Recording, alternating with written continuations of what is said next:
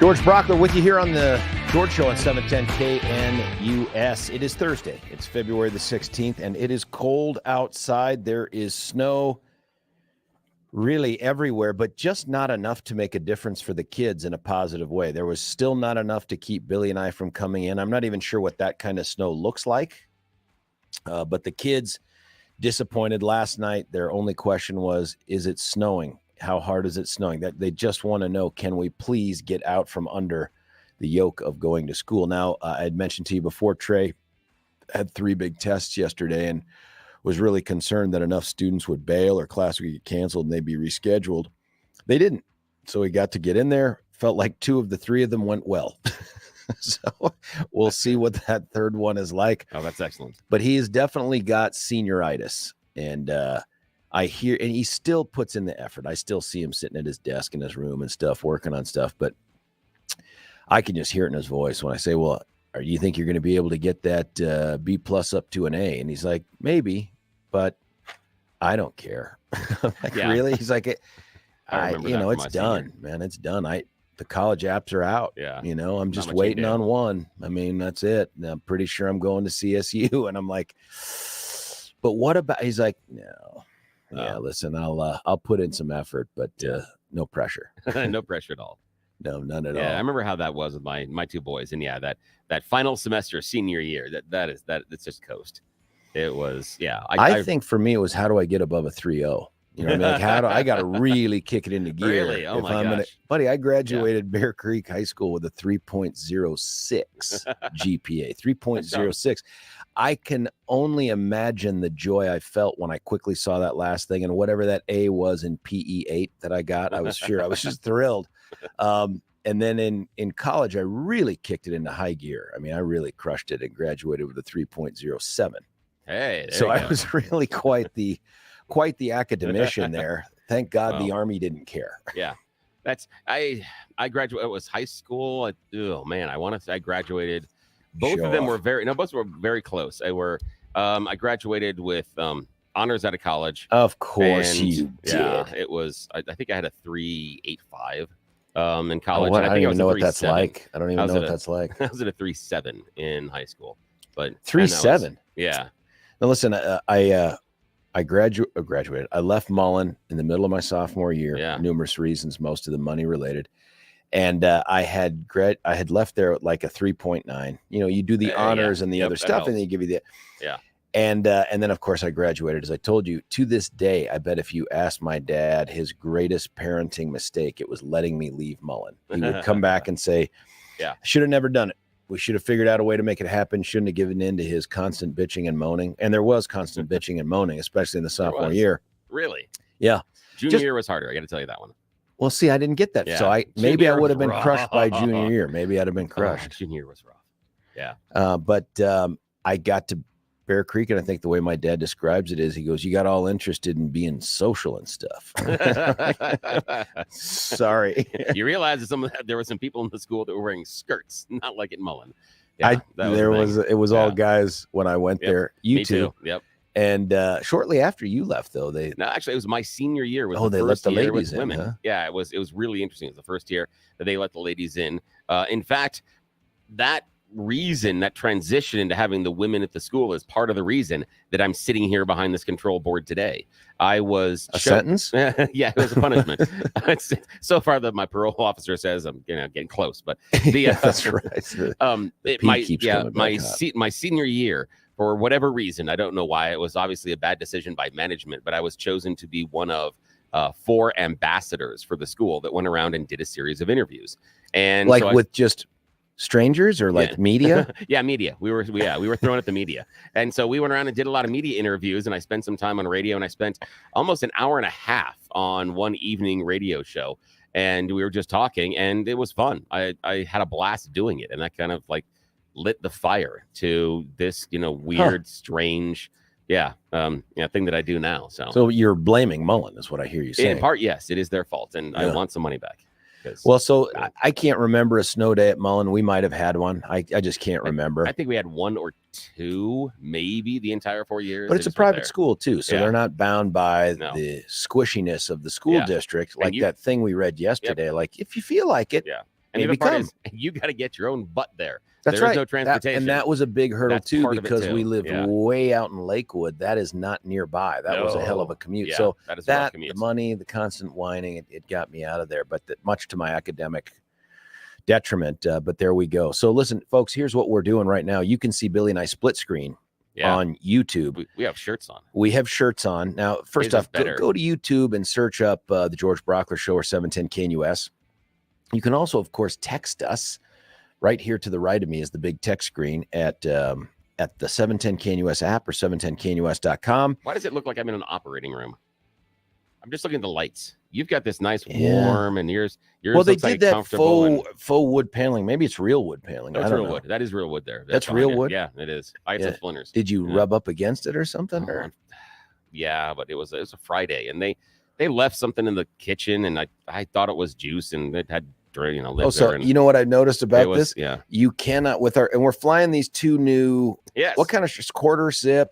Long sleeve, pullover things, jammy tops. I don't know what it is, but with the microphone, you can't really see as well the fact that I'm flying the colors. Isn't that look at that perfectly positioned? Yeah, yours is fantastic. Yeah, except that if I put this up there, you can't see it, and that's the whole point. Is that we want to fly the colors. And so you've got a really nice. It's kind of a dark gray, and it says 710 KNUS, and then mine. You see what they did? See what they did to mine here? So we go to George's is red and white. So on a black background, you can pop. So across the room, you can see it was 710 KNUS. You're stealthy. However, for me, they gave me the one that has the black call letters on it, so you can't see it. And I'm taking it personally because everybody else I noticed at the room when they passed these out, everybody else had the white one. I got this one. So I'm thinking that it was chosen because the last thing they want to do is to have me identify myself with the station. I'm thinking maybe that's it. They but kind of know that if you look back to behind me on the monitor over here, but that's outlined in white too. It's nothing. It's outlined, here. but it's black, and you can't see the wall. If I touch this, I think everybody comes running in with guns. But there's a window. We used to have a window into another studio, and that makes no sense to me. There was absolutely no reason for there to be a window here. Yeah, whoever built that was dumb. At one point, this may have been an interrogation room, and this could have been a two-way mirror. I don't know. But they have papered over it with this 710 KNUS. Also, the KNUS is black, like Billy. So but I'm not sure who they're sending the message to. No, I think it's because when I'm out, they don't want people to know that I'm with 710 KNUS. Maybe that's it. On camera, they should definitely want to do that. But I think they're sending me a message, and I'm okay with this. I'm fine. I can see why. I agree with them. I think the timing of this is good because, sometimes as you my know, behavior in public isn't always for the best. We're heading down to El Paso. Yes. On Sunday for Big Daddy. He heads down there along with, I think Crowley's with us the whole time. I think so. Kel's coming down. And then I'll be there through Wednesday.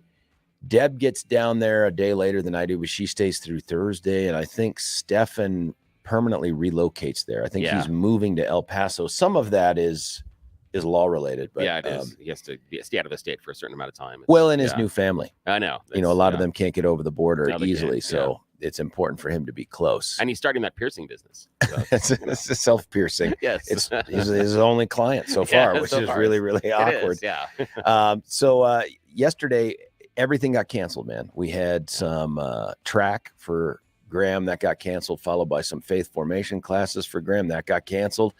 And so it was just us in the house, but it's not like you couldn't go do stuff. That's what was so weird about canceling everything. So I don't know if you do HelloFresh, Billy. It sounds like you're too good of a cook to rely upon someone else to put the ingredients in. So I like to do my own stuff. I've gone down that road. And for folks that do the HelloFresh or whatever the other equivalents are, what I have not yet mastered is the idea that you have to tell them so many days in advance of the box going out what you want. Otherwise, they just send you stuff that they're like, try this, like shredded peppered pork, loin, enchiladas or something. Yes, I'm sure he loves tofu. Yeah, it was something. And so I made that mistake. So we had one left and ended up making the decision to leave it in the fridge to go rotten. Ended up availing ourselves of one of the many pizza joints out in the state here, grabbed it. And then it was, hey, do you want to play a game? And I thought, yes. And then it was Exploding Kittens, which I'd never played before. Love Exploding Kittens. That is fantastic. It was interesting. It was an interesting game. Have never played it before. Got to still master the rules. and the dealing was somehow crazy because we had back-to-back exploding kittens on the top, which is nuts. Nice. And that is crazy. I should have played my look at the top 3 cards card. I didn't do that. No. I kept getting savage. The boys kept using this card called steal from your dad or something. It was steal a card from steal a card. Yeah. And they kept stealing all my cards, and they were good ones. You know what I mean? Not the one that diffuses, not the diffuser card. They missed that, which you need. And for folks that don't know this game, all of this talk sounds like gibberish. I'm just saying we had a fun time playing a game and eating pizza. It's a random card game, and you're not supposed to get the kittens that are exploding their bombs. And that's the thing. Nobody was healthier or smarter as a result of last night, but it was a great night. So good. We'll have to get you. I'll have to show you how to play Taco Cat too. Taco Cat is one of the cards. Oh yeah, but there's another game that's it's kind of like that. That's a spinoff. Yeah, and there's some other ones. There's a show I should actually turn you on. Given your kids' abilities, I had to turn you on to the card game Coup. Coup? It's a real quick one. That's a good one and easy to master. Coup, really but spelled like Coupish or something like that. Yeah. I heard somebody say that the other day. They were like, "Oh man, they're trying to launch a coup," and I'm like, "Chicken? Chickens? Yes, because that's the PB silent, right? It is. Like coup d'etat? Yeah, exactly. The coup d'etat, coup d'etat. That thing, turned me onto that. So the last thing that you turned me on to turns out to be a source of so many delicious calories. I don't know how it is. It's sitting on the counter waiting for the boys right now, waiting for them to fire it up. Excellent. Something else. We ended the show yesterday with Nikki Haley, and we've got some more sound for her. We'll play that throughout the show, but she's getting a lot of play right now, a lot of bump. She was on Handy last night. Yeah, she's on Fox like right now. Well, not right now, but this morning she's scheduled to come up. That's the big tease. You listened to the speech, more of it than I did. Any thoughts, man? It was good. She hit a lot of the nice high points, but I still think it's missing something. We talked about this a little bit off the air, and I'm waiting to see if anybody that gets in the race is willing to punch at Donald Trump.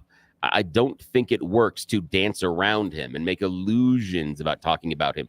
And I don't think it works to kind of try to sideswipe him. That's not how he works. And I think, again, this is only my personal belief, based on what we saw in the previous presidential primary, that he's more than willing to punch at you, and not always fairly. And if you are not willing to go at him, you are going to lose. And I want to know, I really, really, really want to know if any of these other Republicans that want the presidential nominee really want it. How bad do you want it? Because if you were going to play nice and you're going to talk about the idea that maybe you're going to follow Ronald Reagan's 11th commandment, Donald Trump never read the book, doesn't care. In fact, he would be like, in the history of the world, he'd come down with those stone tablets and smash them on the ground, wouldn't care. So the idea there's an 11th commandment, he does not respect. So if you don't want to play his game, you're going to lose. And I think... Is that it then? Like any Republican challenger has to make their campaign about defeating Trump as opposed to being the Republican nominee. Those two things may be synonymous, but do you see what I'm saying? Like that, does the focus have to be, I need to defeat Trump, I need to win? It's not necessarily a matter of, you have to defeat Trump in order to get the nomination. You're going to have to. So you have to take him out at some point or another, because he's not going to go away. He's, the one thing we know about him is he is not going to graciously bow out and say, "Oh, you obviously have, bested me. Good luck to you, sir. I tip my cap." Maha. That's not what he does. And so you're going to have to take him out because he's going to be there. Now, the problem that the Republican nominee has is they need the 35% that would go out in the middle of the street and light themselves on fire if Donald Trump asked. That's what they need to capture. Or they just need to say, F them, and take the rest of the group and say, I can get there by carving out that 35% and saying, fine, you can go and support your guy, but I need to consolidate the rest of the people behind me. And so that's what you got to do. And I still think that you've got to punch him in the mouth, because otherwise he's going to come at you. And it is a bad look, and it's going to be a bad thing, because he's going to punch whoever he wants to not be able to fight back. And she had a chance for me to lay the first punches. I was waiting the entire time for her to say something like, you know what? I'm a winner. I won the governorship. I won this, and I've won campaigns before. Although and in my states, it was a 4-way primary when she won. Yeah, but even then, she won, and then she has some things about culture wars, and she won in a southern state, and she has some bona fides that work really well. And I would have leaned into the fact that, sorry, don't you want? She went as far as to say the whole thing about the last 7 out of the last 8 elections, presidential elections, Republicans have lost the popular vote. Yeah, she did and we say need to start that. winning. That's true. I thought that was the opening. For me, the opening would have been, I'm a winner. I won the governorship in South Carolina. Yeah. I'm a winner, unlike Trump, who lost the popular vote in 2016, lost, the Senate and the House in 2018, lost this in 2020, lost this in 2022. I would have rattled them off. I would have painted him like that. I think there's going to be time where there's going to have to do that. But to launch your campaign as an assault against President Trump is a tough way to go. I think she had to begin as. I wouldn't do the focus, but I think that if you come out and you why mention his name? Because he is the biggest dog in the race, and you've got to take him out. And that's the thing is, I have to. I mean, again, I can be completely and totally off my rocker, but I would turn around and I would load both barrels, and I would fire at him often and quickly. Maybe, I don't know. You notice he hasn't thrown a punch yet with a nickname for her. No, I think he's working on Meatball Ron, which is just such a. Why Meatball Ron seems like a shot at the Italians, doesn't it? The thing is, I guess there's some sort of a reason behind it from what I've heard, but I haven't been able to find out what it is. And the idea being, if it doesn't become perfectly obvious on first mention, then if you have to explain the nickname, it's not a good nickname. It's just not going to work. I don't think Meatball Ron's going to work.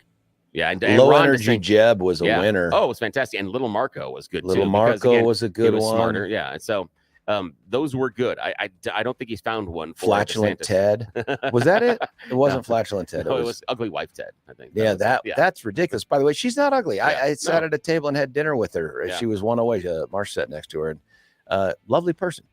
Lovely person. I didn't have any problems with her. She seemed far more engaging than her husband. But that's, again, a good reminder that Donald Trump is willing to insult the wife's looks of another potential candidate. Of course. Are you willing to play the same game? Because that's the game he's playing. And if you're not willing to punch like that, I don't think you're going to win. I get your point. I just think there's going to be a time for that, and it's not on your launch. Your launch has to be a statement to not just Republicans, but potential future general election voters. I'm here for America. Here's my optimism, and she's endlessly optimistic, which is also kind of anti-Trump too, right? I mean, in a certain way, Trump is very America first, which I like that very much, but man, he's very negative on a whole bunch of things. She was, I think very optimistic, but there's going to come a time, man, there's going to be blood drawn. And maybe this is what the Republicans need. Maybe what you're hitting upon is the Republicans need an assassin candidate, someone who's just in the race to take DJT down. If that's the goal, right? That's Liz Cheney. It could be Liz Cheney, but if she enters the race, it's. Oh, the only reason she'd enter the race would be to go at him. I can't see it happening. She's not trying to. I can't see it. There may be something there. The idea that he was instrumental in her political career coming to an end. Just coming on Fox right now. She may be willing to go in there and torpedo his. And when you talked about the idea of, you don't know if the announcement on your, for presidential run should include, going after Trump, I would disagree because 1, that is going to get all the attention. 2, it's not like he's a favorite anywhere. I mean, I understand why the Republican Party likes him, but it is difficult to get an overwhelming number supporting him. And in the general, he wasn't liked at all. So I don't think there's necessarily that many negatives for going after Trump and going quickly. And what I would do is, again, if you attack him first, you can set the narrative. Don't let him set the narrative. That's, I don't know. In my opinion, like I could be completely wrong. Everybody that's thrown up, that guy is a tremendous counterpuncher, and everybody that's thrown a punch at him has gotten it right in the jewels. But what they've done is they have come in and they've thrown the typical the hands thing. The hands thing from Rubio. I mean, even Ted, who was cuddled up next to him through a good part of the primary, and then when he turned on him, lights out, man. He just cold cocked him and it ended. Yeah, because nobody's willing to go at him with the same type of vitriol, and that's what you need. You got to punch him. And that's what I'm coming back to is that those attacks we saw didn't directly punch him in the face. They made allusions to him and they kind of joked about him. Trump comes at you and says, your wife's ugly. Your dad was responsible for helping kill JFK. Jesus, he will go right at you. and you got to go right back at him. And again, I would punch hard first. And yeah, counter punchers are great, but if you land that first shot and cover, you're fine. Sometimes the counter punchers are the easiest ones to draw into a setup fight.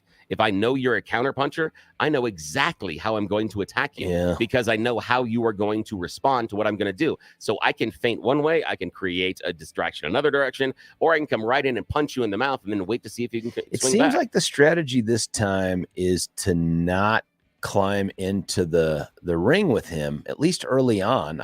Inevitable. I think it may be, which I think is a huge mistake. I don't. And here's why. Ron keeps getting these little barbs thrown at him, whether it's Meatball Ron de Sanctimonious, all this other stuff. And he just doesn't engage. And so these things become it's Trump being negative. It's Trump throwing barbs. I don't know that anybody's like, wow, Ron hasn't responded. I think I'll support Trump. It doesn't go like that. I think that the new way to approach this is, we're just not going to feed the beast, man. We're just not going to feed the beast. I'll just keep plugging along. Maybe Nikki does for all. Although she did have 3 references. I think we identified 3 references in her speech. Yeah. That were probably at Trump, right? I mean, one was we need a new generation of leaders. I mean, looking around, we've got crypt keepers, man, running. Oh, yeah. The other was something along the lines of, if you attack me or something like that, I kick back or I hit back and it's harder because I'm in high heels. I mean, and then the thing about a competency test, which I thought competency was an odd test play. for those over 75. That's a double whammy because that picks up Biden. And it's an odd play, though, because basically she is saying, and this is why I thought it was very odd. I understand why she was doing it, but if I was the speechwriter, I would go back and I would have to probably talk to some people about that particular phrase and make sure, is this the one we want to use? Because there are a lot of older people that vote. And she basically is saying that universally there needs to be a competency test for people over the age of 75. I understand she's talking about only if you want your finger on the button. I understand that. No, she's just saying politicians. And that's the thing. She wasn't saying president. She was saying politicians. And what I'm saying, though, is, and what I'm saying is this. That's tough. And what I'm saying is this, though, is that, but that's just politicians. She's basically saying there's a group of people that over a certain age, you may not be cognitively able to do this job right. And it's not like our elected officials are doing a great job. I think it's an odd play given how many of those people vote. Yeah. I think she basically don't we do that with driver's licenses though? Some sort of after a certain age, you can't just mail it in and say, I'll take another 5 or 10 year license. You got to go in. And but I don't think the DMV is running for president. And I think, and you don't have to vote for the DMV. That's not the issue. The issue is driving a car more or less dangerous than being in an elected office, while you're not good. I have again, I'm on her side. I have significant questions about people over the age of 75 that are in lawmaking, not necessarily because cognitively, but also because of generationally. And do you necessarily reflect the larger voter population? I have a severe question about that. Maybe they've been able to see it all and process it in a way where it's like, look, been there, done that. I know you guys in the, what's the new generation? What are we calling them? Z fluid or something. Stinky. I don't know. Grumpy. Yeah, I know you guys think you've cornered the market on common sense. We've been through this before. It was called the 70s, or it was called, But I'm brought back to during the Trump administration when they were investigating some of the social media, and they brought Zuckerberg in, and they brought in Dorsey and everybody else, and an elderly lawmaker asked Zuckerberg, how does Facebook make your money if you sign up for free? He was so ignorant about how the process works, and he's making laws about it. I mean, that's the problem I have. That's why I'm not necessarily against her in the cognitive thing. I think it's a bad play given the number of people over that age that vote. You may be, turning them against you too early. But I understand her point. I get it. Because I have heard a laundry list over the last decade of things coming out of people's mouths that are lawmakers over that age that don't make any sense. That don't even comport to reality. I'll end with this. Like, my dad's 80. I would take him hands down without any qualification any day, every day over anyone currently in the Gold Dome. And not just because I love the guy, but he is, one, for me, most Christ-like guy I've ever met. But he is reasoned. He doesn't get emotional over different things. He is principled, true conservative guy. I mean, I think it wouldn't bother me. I'd sleep better probably if he were under the Gold Dome. And he's 80. I understand that, and he's 80. But remember this. Imagine, again, let's have you run a small business. you've got your own small business. I don't care what it is, but you've got a series of resumes in front of you. Is the very first person you're calling, is the person that you think is going to be the best possible employee, the guy that's 80? Don't know. What's the business? I mean, that's a legit question, but what's the business? What am I hiring them to do? Again, universally, I'm not sure, but do you think that the person you're going to choose at that point to bring into the business would be the 80-year-old? Are you painting houses? I don't know. Are you doing customer service and retail? I don't have a knee-jerk reaction to say no. Well, working at Starbucks, probably not. I wouldn't do it for Starbucks for the physical reasons more than anything. But in terms of running a company, what have they done with their 80 years? Hold on. What's physical about Starbucks? You're standing there? Yes, that's right. But I see people that age working at King Soopers and other places and standing there. People at retail, so they could. But here's the idea. This is the idea: is you're telling me that you have a concern about the individual standing? No. No. I'm just saying I don't think that.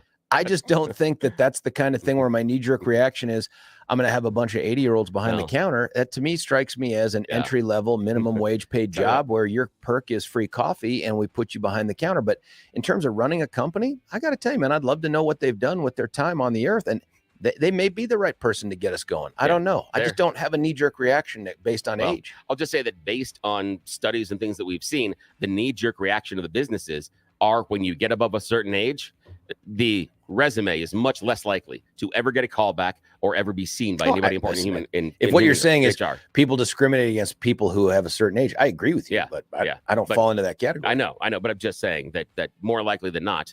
Yet you're saying, hey, you trust your dad, and I understand your dad could be great. There's some 80-year-old people that I know that I wouldn't trust them to drive. I know, but that's a person-by-person analysis is what we're talking about. That's exactly the way you go. But to simply say 80 or 75, that may be her shot at Biden and Trump in a way to highlight the age disparity. I think she's 51, but I don't get it, man. I think the competency test is the campaign, right? Like if you can't get through the campaign, or how about this?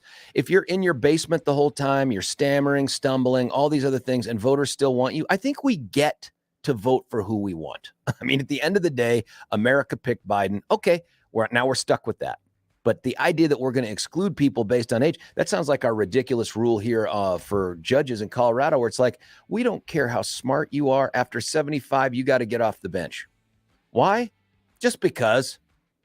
I don't know. I don't get it. But listen, here's what we've got. We got people coming in on the tube text here, and you can hit us this, but you got to subscribe. And that's really all that I ask/beg of you is please get Mark Crowley off my back.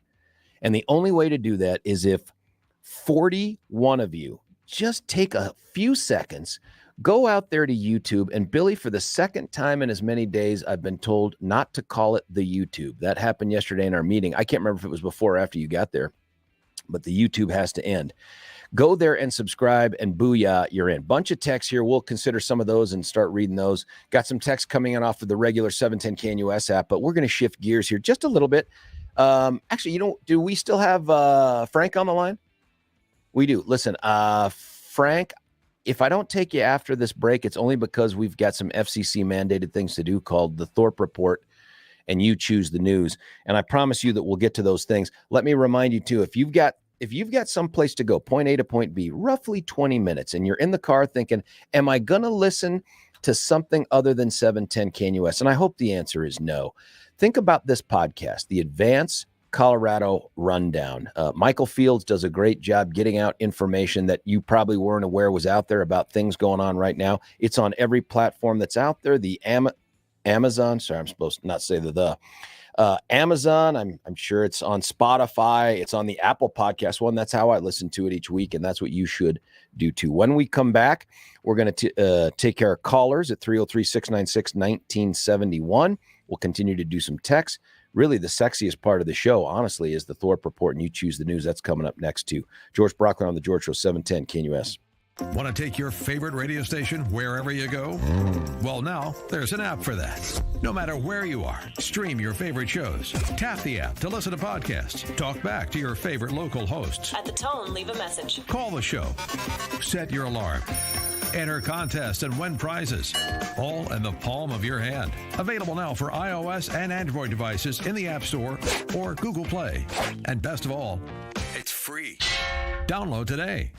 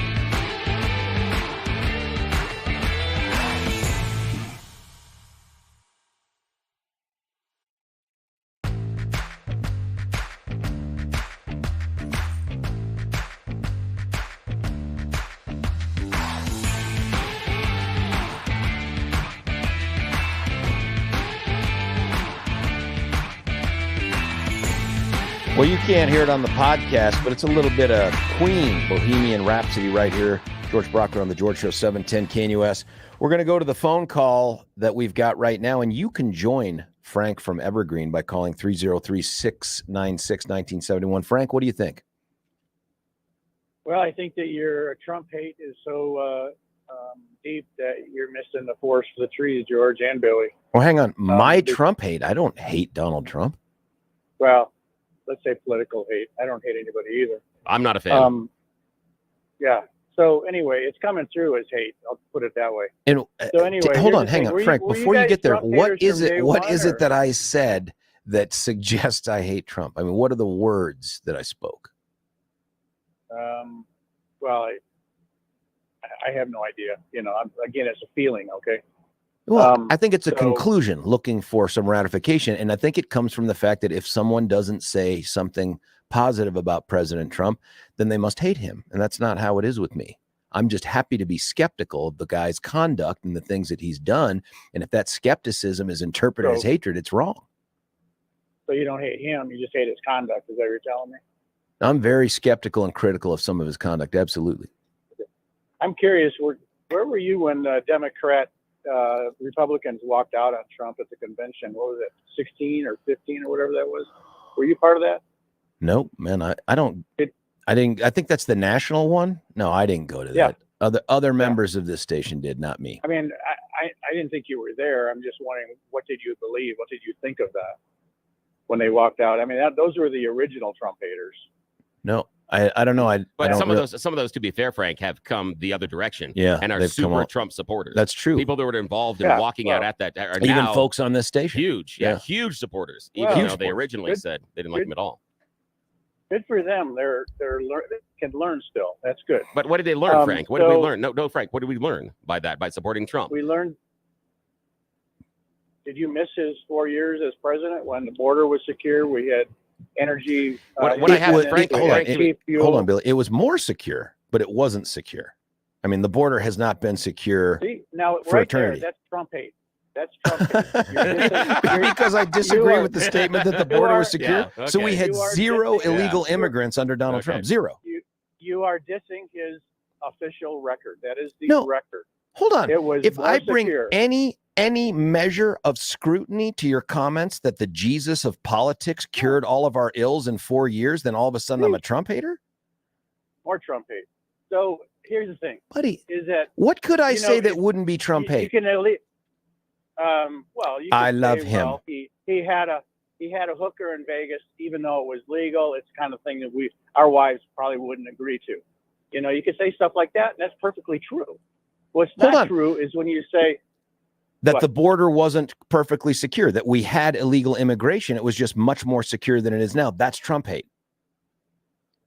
Well, order of magnitude, George. I'm sure you understand that term. Yeah, I do understand the term, but buddy, you said it was a secure border, and that is factually false. Okay. And if I point that out, that's Trump hate? And to be fair, if we're talking order of magnitude, Frank, though, and to be fair, if we're talking order of magnitude, simply disagreeing with your statement and you go immediately to Trump hate, that's an enormous order of magnitude jump. You're making a huge leap based on George's opinions and position. Let's find out. You know, I think you've got the tools there. Why don't you put a vote up? How many people think George and Billy are Trump haters? How many think they are? So it's the opinion of others that determines whether or not I hate someone. It's what someone else thinks. Sadly, I'm sorry. Sadly, we're driven by statistics. Yeah, and guess what? And Frank, but sadly, those statistics are meaningless about me. I don't care. And Frank, those statistics are meaningless. Get to your point, You have to care, Billy. This is how you make your money. No, Frank, I don't. True. You know why, Frank? Because guess what? You know what happens? Never in any of my professional evaluations here at Salem have they ever asked whether or not the audience liked me. This is the first one. Never. It's going to happen. It's never occurred in any one of my evaluations on my performance. Has whether or not the audience liked me ever been a question? You called in to make a point though too. What was it? Other than that, we hate Trump. That was my whole point. I mean, you're blinded. Okay, so my point was this: you're blinded by your Trump hate, and of course, that's where we went off the rails. Blinded you don't to think you're Trump haters, but I don't. But no, I don't. Here's what you're blinded by. I voted for a guy twice that I hate. Is that what you're saying, Frank? I voted for a dude twice that I hate and would vote for him again if he were the Republican nominee. Does that sound like hate?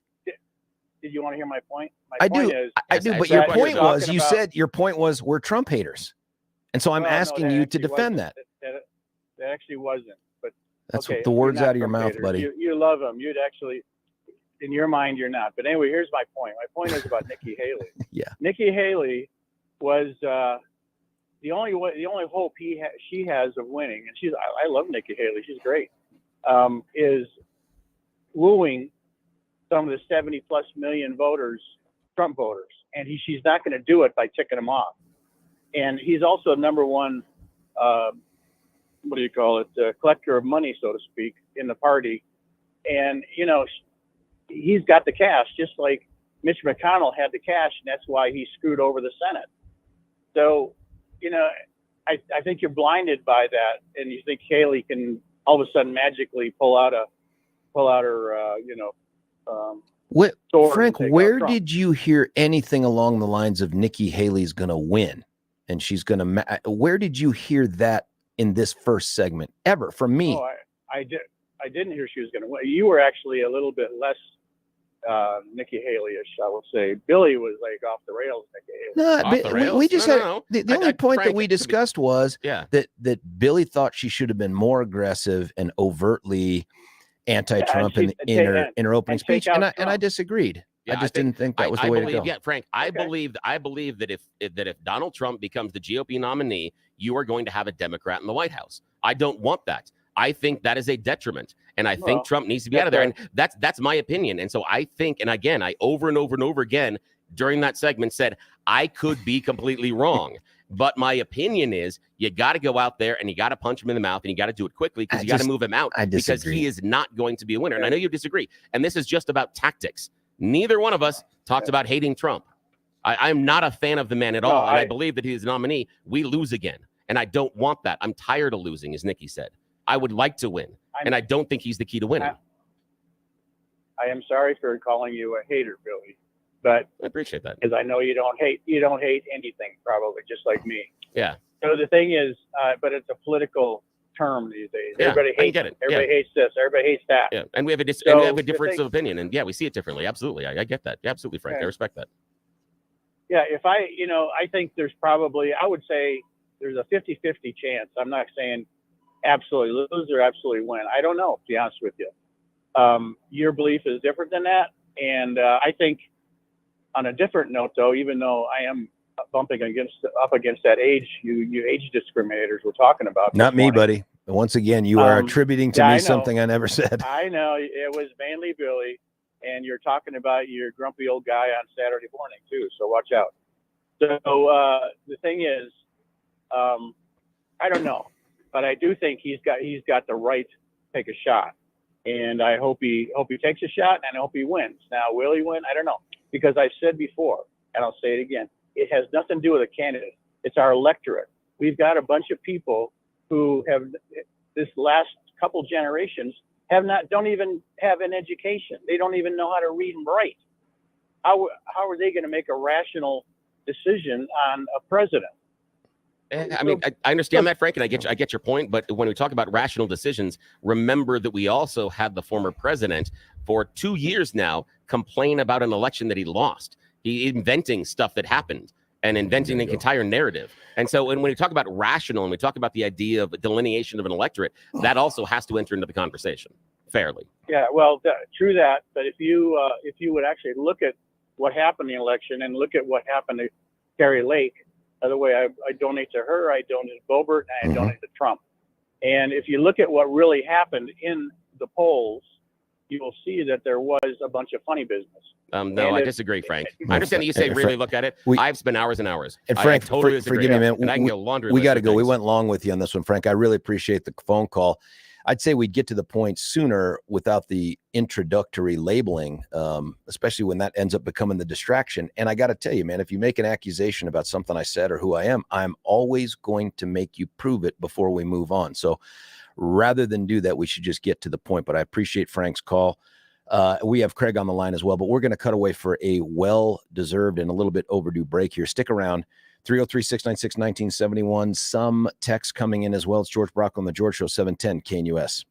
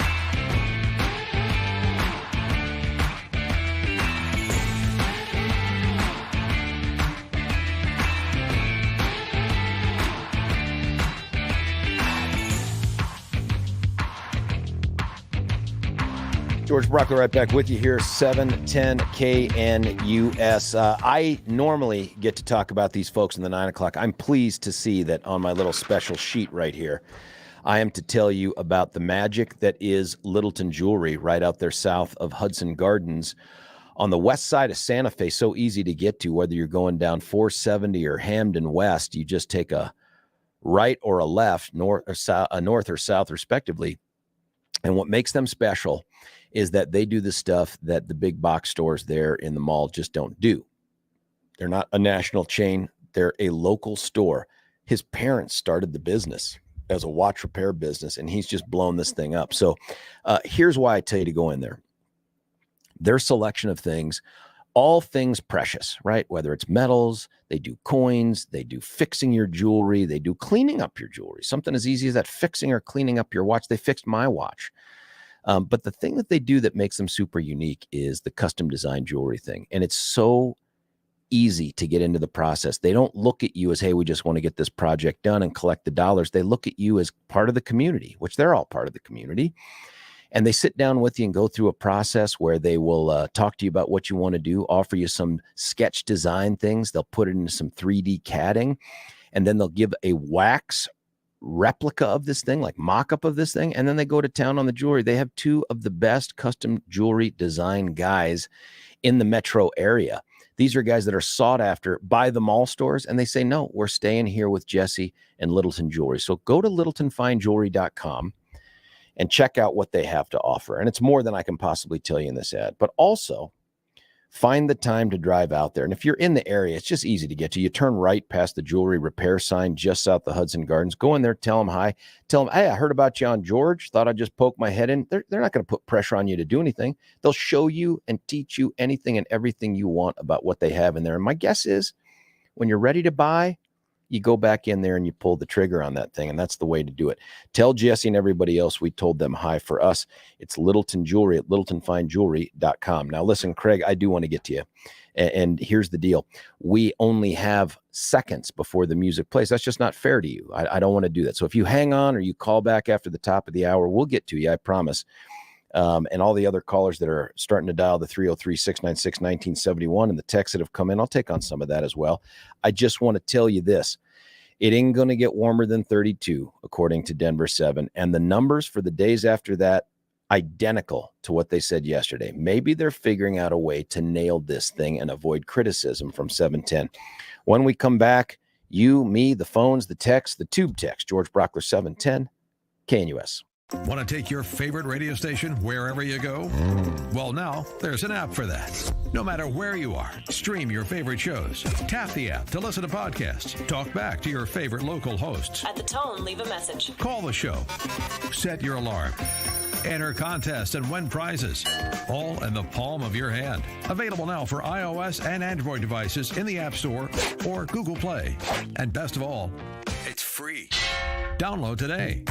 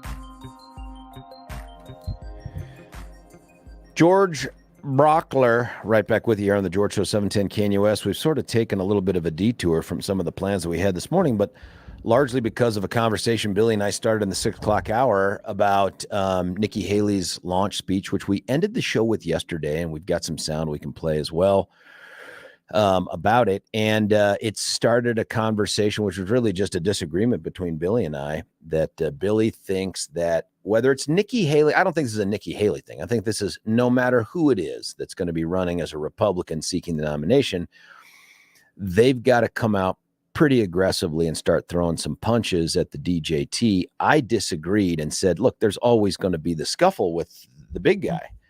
And no, not the big guy from the Hunter laptop stuff in the Ukraine, not that big guy, DJT. But I wouldn't make that even a reference point in a speech that's launching my campaign for president of the United States. I just don't want it to be perceived as I'm doing this to defeat Trump. They're not. They should be doing this to win the presidency and defeat the Democrat, who at this point is likely Joe Biden. But there's always going to be a scuffle. I mean, that's just going to happen when you've got Donald Trump in the ring. I get all that stuff. But then that started another conversation. Then Frank, who's a loyal listener and a good caller, called in and launched into, we're haters of Donald Trump. And at one point it got to be, I must hate, or it's hateful to say that the border wasn't secure. I just corrected him and said it was certainly more secure, but it wasn't secure. It's not like we had zero illegal immigration. They still came over by the truckloads, just not hundreds of truckloads like we have now. So somehow it turned into that conversation. And then we've had texts. And folks, you got to know when the texts that are up here, and we can get the tube text as well. The tube text, the difference between the text on the show and the tube text, and you have to subscribe to get to the tube text. The difference is you can see what other folks are saying. You can probably engage them and engage me, and I try to respond and all this.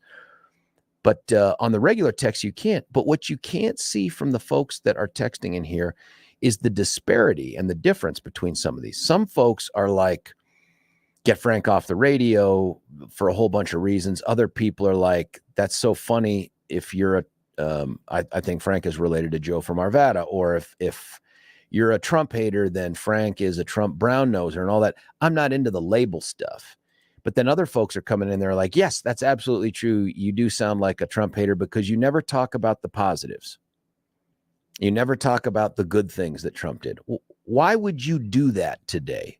Other than by comparison, like, so the border down south is a dumpster fire, no doubt. And it was in much better shape with much better results, just numerically, just statistically under Trump. I get that. I like the stay in Mexico policy. I'm a big fan of that too. But why would you keep talking about it today other than what happened? What are the other than by comparison to some of the things under Biden? What's the point of having a show that says, I just want to start the show today by telling you about some great things about Donald Trump? The fact is the dude's been out of office now a couple years, and I'm looking for the positives of what he's done. If you want me to talk about current event stuff, happy to do it.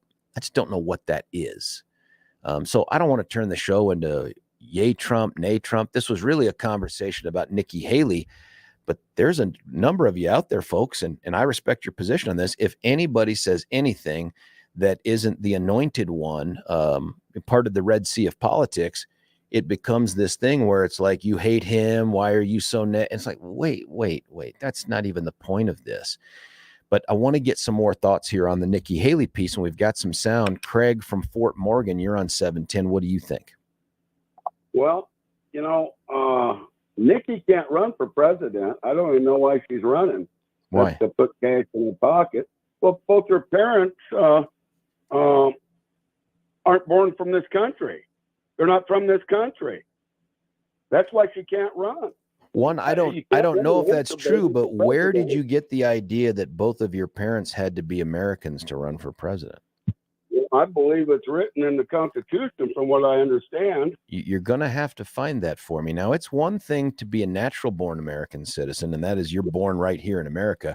The other is to be like an Arnold Schwarzenegger, who became a naturalized citizen. That guy could be governor all day long in California, but he could never be president. Yeah. But the mark of a natural-born citizen isn't both of your parents were Americans. Well, okay. I mean, that's just what I been told. Who told That's you why that? Ted can't run Who for said that to president. you? I just think that through talk shows and readings, I just it came to mind. I mean, that's like an anchor baby. Can you run an anchor baby for president? Yes. Yeah. Okay. Well, if you say so. Well, it's not just that I say so. It's that the law doesn't prohibit it. The law doesn't prohibit that. So I don't know who told you that, Craig, but you should call them up on their show and tell them you're wrong. But Craig, more to the point too, if that were true, if she were ineligible to run, don't you think someone might have said something earlier? Well, I heard that. That's what I brought up about a week ago.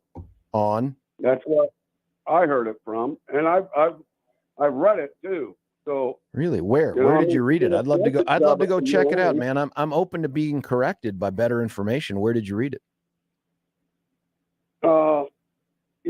I read all the time at night on the internet, and I really, through the month, I couldn't tell you. But I'm just saying, I just don't think in America you can run an anchor baby for president, and that's pretty much what she is. Why? Whoa, hold on. How is she an anchor baby? Well, if her parents weren't born here, either one of them. So hold on. So even if people are here legally, like visas, some sort of immigration blessing and all that, if they have a child here on American soil, that child is forever an anchor baby? Well, you tell me. No, I'm not telling you, buddy, because you use the phrase. So when you make the statement, I'm just asking you to defend it. Don't ask me to defend your statement. Well, yeah, pretty much. They're an anchor baby for life, aren't they? What do you mean by anchor baby? And was George Washington one? Somebody texted in here and said, hey, Washington's parents weren't American. Is he an anchor baby? They created the Constitution. This country was created by geniuses to be run by idiots. So, I don't know what to tell you there either. Yeah, but so Washington's parents weren't American. So is he an anchor baby? No, he's not. They created the Constitution. So he can't be one. But Nikki Haley, whose parents were here, I've never heard anyone say that they were here illegally. They have a baby here, and now she's an anchor baby. Well, I'm just saying. Do you distinguish between people who come to the country illegally and have a child so they can't be deported versus people who come here legally and have a child? Any distinction, or are they both anchor babies? I'd say there's a difference, but well, so if Nikki Haley's parents were here legally, would she be under your definition an anchor baby? Well, when did they come? Does it matter? If they're here legally, does it matter when they came? Well, sure it does. Why? Well, because the Constitution says you have to. The parents need, at least one parent has to be born here. Who told you that? Where is that? Well, just in reading and. But you said the Constitution says it. Listen, I'll take a look. I've looked at Article 2. That's the one that talks about President of the United States. That's the executive branch. I just haven't seen that in there. Have you seen it in there? Would you do me a favor, Craig? Listen, in whatever time that you have when you're listening and reading stuff, do me a favor. It's not a huge document. Take another look at the Constitution. When you find the section that says at least one parent has to have been born here for you to be eligible to be president, would you please call back, remind Billy. Billy will let you know, and we'll put you back on. And man, you can shame me here by pointing out in the Constitution where it is. I don't want to shame you. I love your show. No, I appreciate that. I know it's a conversation, but it's a conversation premised on a fact that I've never heard. So I've been wrong before. People that listen to the show know I'm wrong all the time, but I'm open to being proven wrong. But the proof part's the key. So if you find it on there, Craig, please let us know. But let me get to this other thing here. Do you think, let's get past the idea that she's ineligible, because I don't think that that's true. But let's say she's eligible. Does she stand a chance, and does that chance hinge on her willingness and ability to take on Donald Trump? And when should she do that? Wow. Boy, that's a big job right there. I don't know. I think DeSantis can do it. Do you think But, he would need to, if and when he decides to run for president, does he need to come right out and attack President Trump? Or is the better path the one that he seemed to have taken so far, which is, I'm just going to ignore it? I don't know. You know, the guy's an incredible lawyer, protecting our special forces overseas and keeping them out of jails. And the guy's brilliant strategist. So I'm a DeSantis guy. You're ready for Ron, is what you're saying. You're ready for Ron. Yeah, I am. I don't think Trump can get past the blue wall. I think DeSantis can. It'll be interesting. Do you want to see this engagement? Because listen, whether Ron or Nikki or Tim or any of the other folks who may run for president want to or not, you cannot get the nomination except going through Trump. I believe that. It's just, how do you do it? Yeah, how you do it. Yeah. Any sense of how you would do it? Do you think you have to attack him or just respond to him? What do you do? I don't know, man. Everybody that attacked him gets crushed. Well, that's the issue. People. Yeah, that's interesting. His shortcoming. That's Trump's shortcoming. He's not going to win the election. I don't think he can win. Let me ask you this thing, Craig, before we go, because I'd love to ask this of everybody that calls in on it. Are you going to vote for him if he's the Republican nominee, or are you not going to vote for him? No, I'll vote for him. That's what I said too. I've said the same thing. No, I know you did. Yeah, and I don't think this is a Trump hater thing. I think this is an I want to win thing. And while Billy and I have different approaches, I want to win. If Trump's the best vehicle for that, or the only vehicle, okay, I'm all in. If he's not, then I'd like to explore the other alternatives. Yeah, you're right. Well, Craig, thanks for the call. And when you find that stuff, please call back and Billy will put you on and we'll take a look at it. Listen, here's some of the sound from her presidential announcement. For a strong America, for a proud America, I am running for president of the United States of America.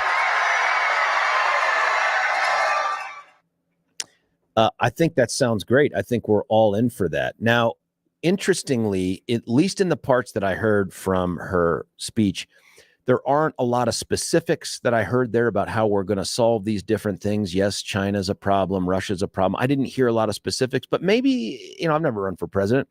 Maybe that's not the speech where you launch that kind of thing. She's going to need to come up with more details. She does say some things about the president, and here are some of them. Not at all. Not one bit. I have worked with him. He's known for doing that. I got a job to do. Are you going to kick back? Whenever I'm kicked, I always kick back. And he knows that. And she's talking about her former boss, President Trump, who appointed her to be the ambassador to the United Nations. Now, one of the dings that the president's team, I don't know if DJT has said this, but the president's team has put on her is that she left the post early. She left after 2 years, they say, to go make a bunch of money in corporate America, something like that. That may be true. I have no idea whether that's true or not.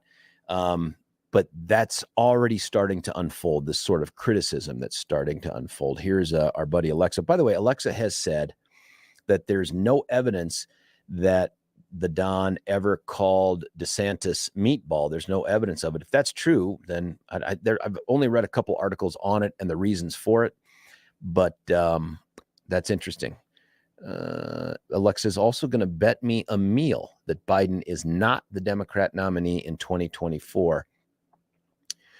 I don't know. I would have said yes to that a year ago. Like, nah, there's no chance. But man, the guy sure makes a lot of ruffling of the feathers like he's going to do this thing. And why would you do it if you're going to bow out? Why not give other folks the opportunity to start to spread their wings? Because I don't think anybody challenged this guy from inside the party.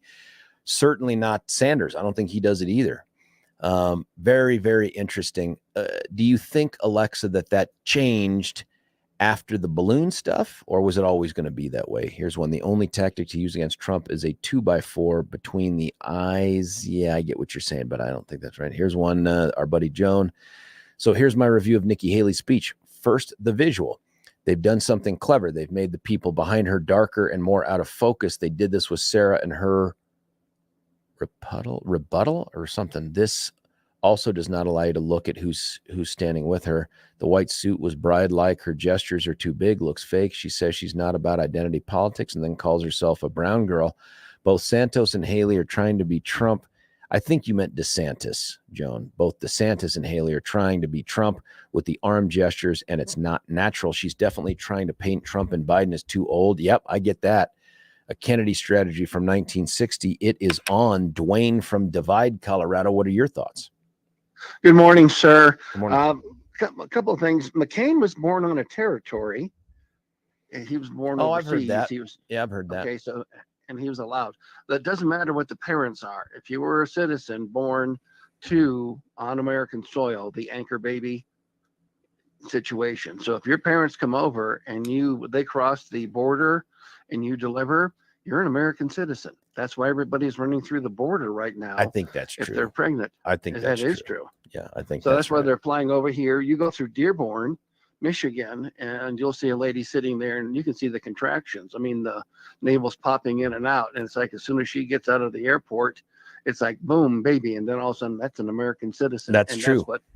That's true. In fact, so that was what the we're source fighting of, with. Dwayne, you'll remember this. That was the source of some debate not that long ago about should we be changing the Constitution? And this was a direct reflection of all the illegal immigration that was happening. Should we do something to change the Constitution so that isn't an incentive for people to cross the border?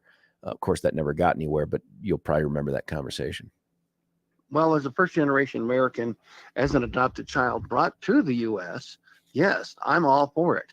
I also want to ask you one time, and now's my best time, how do we do a class action lawsuit for all first-generation Americans whose folks went through and did everything legal? How do we do a class action lawsuit? Say that again. For first-generation Americans who I missed the last part. Okay, that are legal. Okay, my folks paid the bills. Yeah.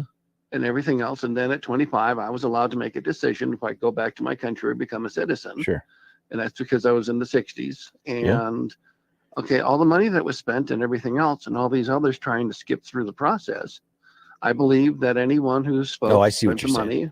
Whoever went through the legal process, how do we get back all that money because people have been cheating? Yes, all of those who went legally and paid thousands of dollars. I couldn't believe what a friend of mine told me. She married an American soldier. Okay, fine, but she stayed here. She's banking six figures in her own business.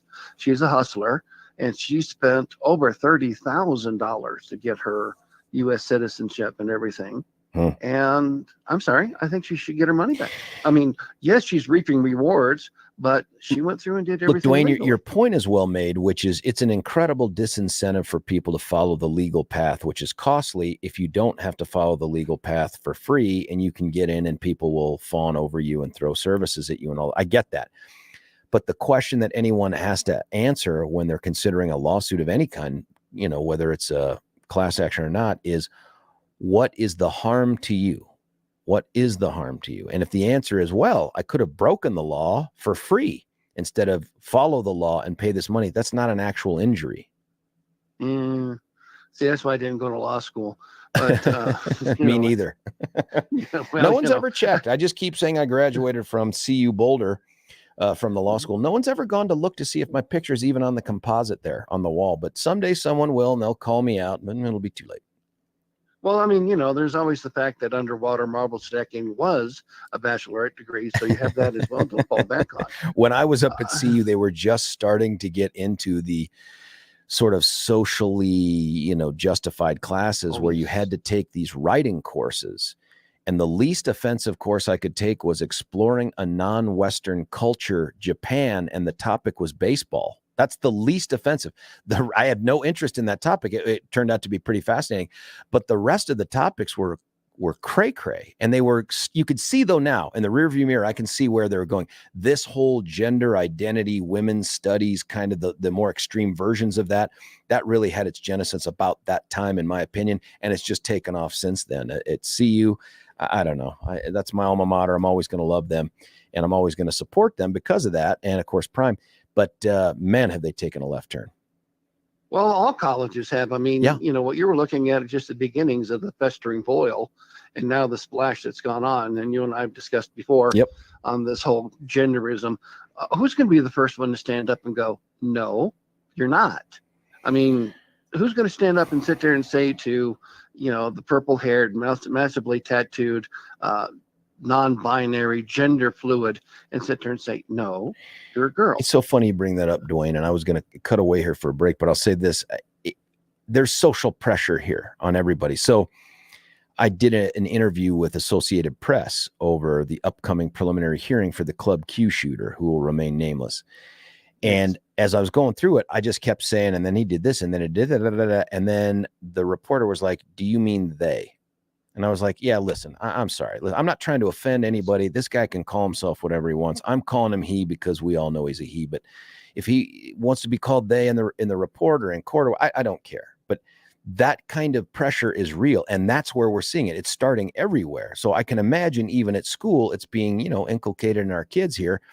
It's just hard to imagine what that off-ramp looks like, because I don't know that there is one. Are we going to look back in 20 years and say, of course, in 20 years, Billy will say, I'm no longer eligible to run for office. But we're going to look back in 20 years and say, I can't believe we went down that road. Or are we all going to be in some kind of weird they, them kind of a thing? I don't know. Dwayne, I got to let you go, though. Thanks for the phone call. Thanks for being a great listener. I do got to cut away for a break, but I do have to do one thing first.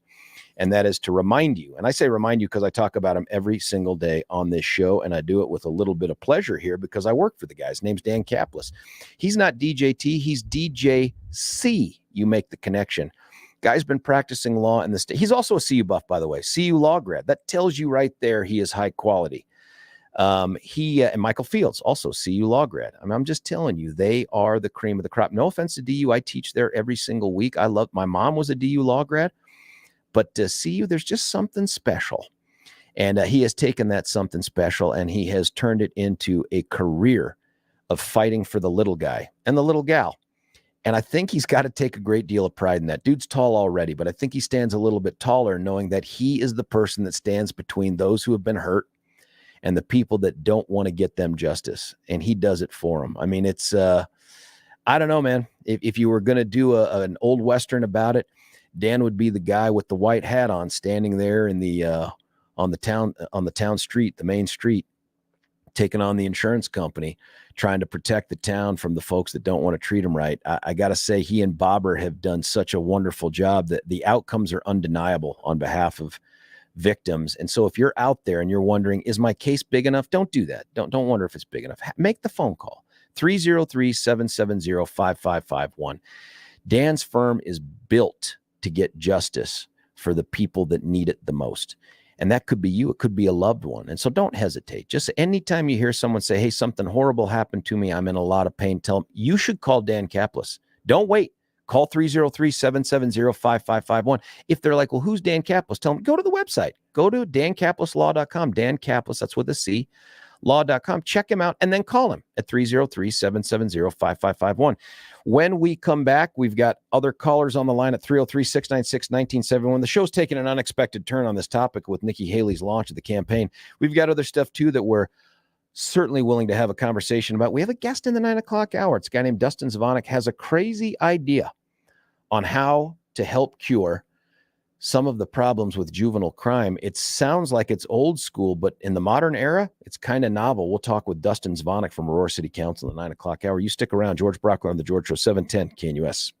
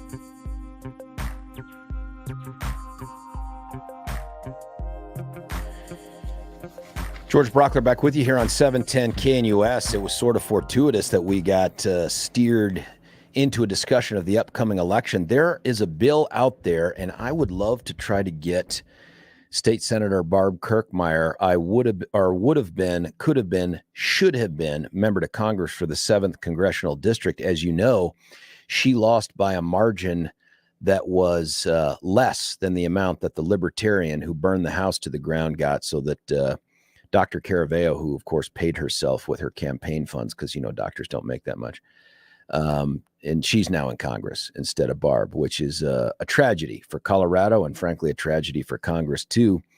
But Senator Kirkmeyer has a bill here. It's called Senate Bill 23101. Now it has the backing of a guy named Kent Thiry. If you don't know that name, that's okay, but he's been around and he has had probably a greater impact on Colorado elections than anybody you can name. He is the former CEO of DaVita. Dude's swimming in coin, and he has poured millions of dollars into different initiatives on the ballot that change the way that we vote, including our open primaries, including, what's the other thing that he did? It'll come to me, but he has taken that on. He has also now pushed the idea that we need to do away with the caucus system and that the only vehicle for candidates to get to the ballot should be the primary process. Now, that dovetails nicely with this Senate Bill 23101 that Senator Kirkmeyer and Representative Mary Bradfield have put together. Now, I have no hope at all that this thing is going to get anywhere because it is assigned to the State Veterans and Military Affairs Committee. That sounds like it should be a really cool committee, and I'm sure they do great work on behalf of veterans and military affairs. But it's also the kill committee, and it's a kill committee because it is lopsided by a bigger number than any other committee with Democrats, so that the Speaker of the House, the leadership of the Democratic Party, can know that when they send something to die there, it will die there. And so this is where this bill is sent, but it is very, very interesting to me. I think this is the first volley. This is to inject this into the conversation. And what it's meant to do is to say, okay, let's try to make changes to the election system through the legislature. And then when it fails, we're going to petition on. And Kent Theory has enough money to make that happen, to get those petition signatures. Now, and you can kind of foreshadowing, you can see where this thing is going. One of the things that they want to do is change who can sign a petition. And this is with the idea that first off, the bill does away with the caucus system. And it doesn't ban the caucus system. It just says that a candidate cannot access the ballot through the caucus system. So you could still have a caucus. You could still have a candidate that says, as part of their campaign, I won the caucus. I am the assembly winner. But those will no longer be vehicles to get on the ballot. Instead, it would have to be purely be through the petition process. That petition process currently distinguishes between timelines and numbers of signatures needed and all this stuff for major parties versus minor parties. This bill, if it were to become law, would wipe out those distinctions and make them all the same. And one of the other biggest things it does, other than end the caucus system as a vehicle for nomination, is that it would also allow unaffiliated voters to sign petitions. That's interesting. We've never had that before. In order to sign a petition to get someone on the ballot in the past, you have had to get them on the ballot for the primary, you've had to be a member of that party. And now this seeks to do away with that. That is extremely interesting. Is it the kind of thing that we need to make elections fairer? Or is this just more garbage? Is this going to make it easier or harder for Republicans to get elected? And I want to tell you, my conclusion here is, and I've met Kent a few times, smart guy, obviously very successful businessman. He has changed Colorado elections. But I don't think his goal is to get Republicans elected. He's unaffiliated. I don't think his goal is to get Democrats elected. I think Kent Theory's goal is to have more moderate candidates on the ballot from both parties. I think he wants to make the extreme parts of the party less relevant. And I think they want to moderate candidates. And I've talked to other people who've worked with Ken, and that's the goal. And they think that's better for democracy because they think that more moderate candidates reflect the population of the state or whatever the jurisdiction they're running for better. And I'm always concerned with a process that says we want to create a system by which a certain kind of candidate will prevail over another kind. That bothers me because that's up to the voters. I want the voters to make that decision. But it is tougher to argue we want to create a system that is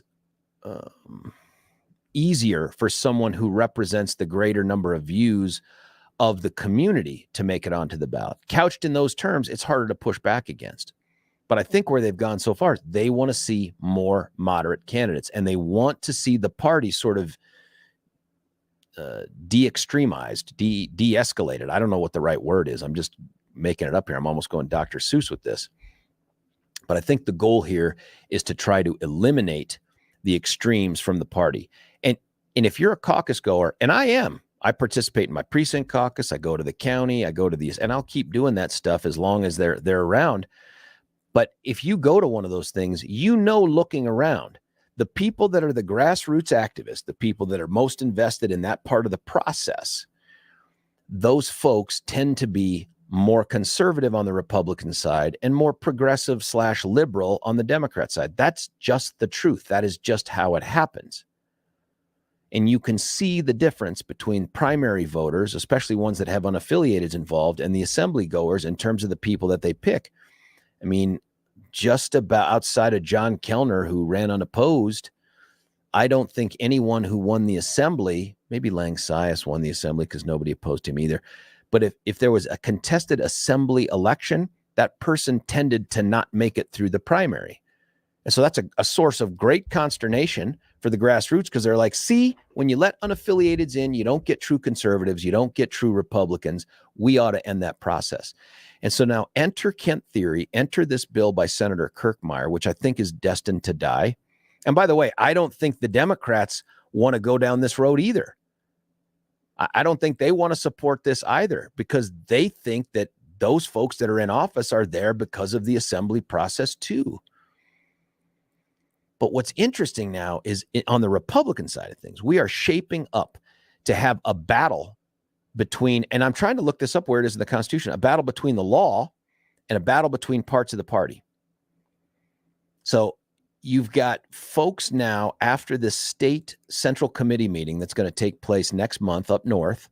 I think it's in Windsor. They're going to pick a new party chairman. And it could be Aaron, it could be Eric, it could be Casper, don't know. But right after that, I tell you, they're going to hold an election, because they have to decide whether or not to withdraw from the primary process. So here you have members of the state legislature and a well-funded, it's going to get on the ballot, folks. It's going to happen in 2024. You have this idea, and maybe it's 2023. Maybe they can get it on the ballot in 2023. I'll have to look at that. That seeks to do away with the caucus system. And you have the caucus people looking for a way to get out from under the primary system. Think about that. You have one set of folks in the party that are saying, let's circle the wagons and let's let 4,000 determine the nominee for however many hundreds of thousands of Republicans there are in the state. And you have other folks saying, I don't want the grassroots to dictate this. I don't want the caucus goers to dictate this. In fact, I'm going to take away their ability to put someone on the ballot. And we're going to go to a broader electorate, which includes Republicans and unaffiliateds. And oh, by the way, unaffiliateds who don't want to be Republicans can sign a petition for a Republican to become the Republican nominee, or at least get on the ballot. These are two things that are going to crash into each other. Fascinating. Over the next 1 to 2 years. What's the right answer here?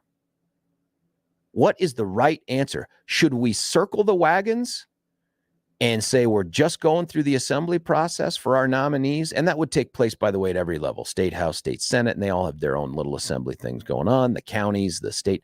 Is that the direction we should go? Or should we say, nope, we're not producing a winnable candidate that way either. Let's go to a primary process that invites more people onto the ballot with different standards, but for signatures, but it also allows unaffiliated. 303-696-1971. We've still got people chiming in on our last topic a ton here. It's one is, good morning, George. I've heard that Michelle Obama is going to run for the Democrat Party as president. I just can't imagine why she would want to do that outside of straight up ego. They're totally rich. They're totally beloved, fawned over. They have hero status, at least with some in America, mostly on the Democrat side of things. Why would you want to tarnish that by jumping into this wood chipper? I can't imagine. Someone texted in, are you against women's studies? No, I'm not against any kinds of studies. But if you think that that particular area of education hasn't become extreme in a very quick time, then you don't know women's studies. As far as immigrants go, I believe anyone can run and even win. What they can't do is serve. I think that's true under the Constitution. I'm not sure what to make of that. Biden won't be the Democrat nominee because he can't last physically and because of the scandals. If the MSM props him up, he can. Well, that's what they did last time. I think that's true. President Trump's demise is a direct result of the Dems and the media. They have done nothing but slam him and overexpose him for years. He's not even in office, and yet the media keeps him in the spotlight, allowing them to keep pouring on the negativity. I do think the mainstream media has, I was going to try to use a term here, I can't use it an FCC compliant way, a real penchant for going after Trump, but let's not pretend this guy is just like, leave me alone. I'm just here at Mar-a-Lago. I just want to play golf and live my life. That's not that guy either. That dude has thrown himself into the public arena more times than not. And also now it's running for president. You got to expect that the mainstream media who clubbed you like a baby harp seal from 2016 to 2020, they haven't changed out. They're going to do the same thing. He's inviting it to an extent. It doesn't make it fair. I don't think it makes it fair. Jones says the goal is to make it more accessible to non-party people, kill the party. Well, there's that too. There is the possibility here that what we're working towards is and Kevin Priol has proven this too, party fluid environment, or maybe a place where the party doesn't matter. You know, there are some states out there where you don't designate a party at the time that you sign up for your driver's license or something else. You can't do that. It's up to the parties to figure out who's what and to go from there. We don't do it that way in Colorado. I wonder if we should do that too. There are things that are going to change the election, and they make a big difference. I'll give you an example. If we as the Republican Party were to vote 75%, and I don't know that we'll get there, but let's say we did, to withdraw from the primary process, that means that the only vehicle to become a county commissioner would be at the county assembly. You could not have and by the way, the county assembly, much smaller than the state assembly. You're talking about hundreds of people instead of 4,000 people. That would be the only vehicle to be the sheriff, to be the coroner, treasurer, commissioner, assessor. All those other things would take place at a vote of hundreds of people from your county. And if you're in a small county, less than that. If you want to be a United States senator or a governor, it's going to be the 4,000-ish at the state assembly, wherever that is. Is that the right way to get a winning candidate? On the other hand, if we go to not just an open primary, but an open petition process where unaffiliated voters, people who have said, I don't believe in the Republican Party, I don't want to wear their jersey, but I do want to sign someone's petition to become the nominee, is that going to generate a better candidate for us, a more winning candidate for us, someone that's more reflective of the Republicans or the community? I don't know. 303-696-1971. Don from Lakewood, I promise I'm going to get to you, man, but I've just talked myself through this break, and I do not want to cheat you out of the time to have a better conversation. So let me not do that. Let me do this, though. Let me tell you about a real estate market that you have probably paid some attention to. I pay a lot of attention to it. I'm constantly looking to see where can I score something. Is it, and there's probably little chance of that, but what's the market doing? Because I think that is an economic canary in the coal mine of sorts. And so when you look at the challenging market and you see that are rates stabilizing, are they going to go up more? The Fed has said something about inflation and they want to do this. And is this the right time to sell or buy? Or you may be in a situation, folks, where it's not even up to you. Job dictates it. Income dictates it. Change in family circumstance dictates it. One person to call, the one person to call, is Gay Ribble with the Reynolds and Power Home team.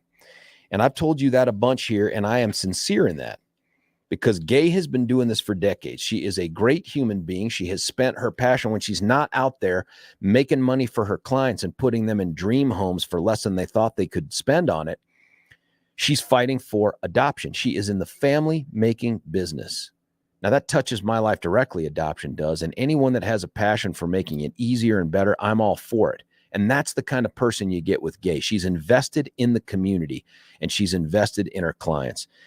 Now, they have a whole bunch of great programs. I've told you about the statistics, the $30,000 on average more they sell your house for. I've told you about the free website where you can learn a whole bunch of stuff about the market right now, the empowerhomefreeworkshop.com, empowerhomefreeworkshops.com. That's an easy way to do it.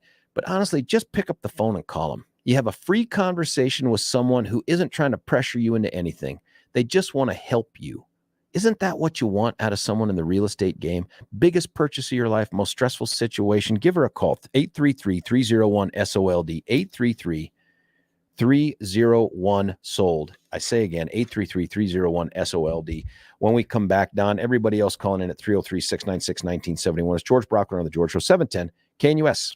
Want to take your favorite radio station wherever you go? Well, now there's an app for that. No matter where you are, stream your favorite shows. Tap the app to listen to podcasts. Talk back to your favorite local hosts. At the tone, leave a message. Call the show. Set your alarm. Enter contests and win prizes, all in the palm of your hand. Available now for iOS and Android devices in the App Store or Google Play. And best of all, it's free. Download today.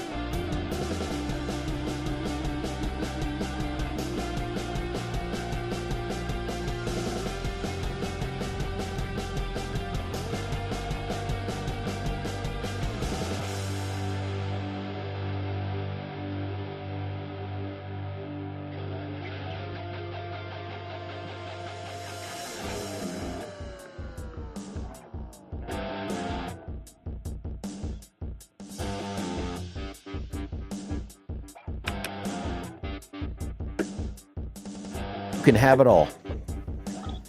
Don, George Brockler with 710 KNUS. Sorry about that. I don't know what my button was. I got about a minute for you, Don. You can take it all. A minute? Yeah. Sorry, buddy. Yeah, all right. Hey, real quick.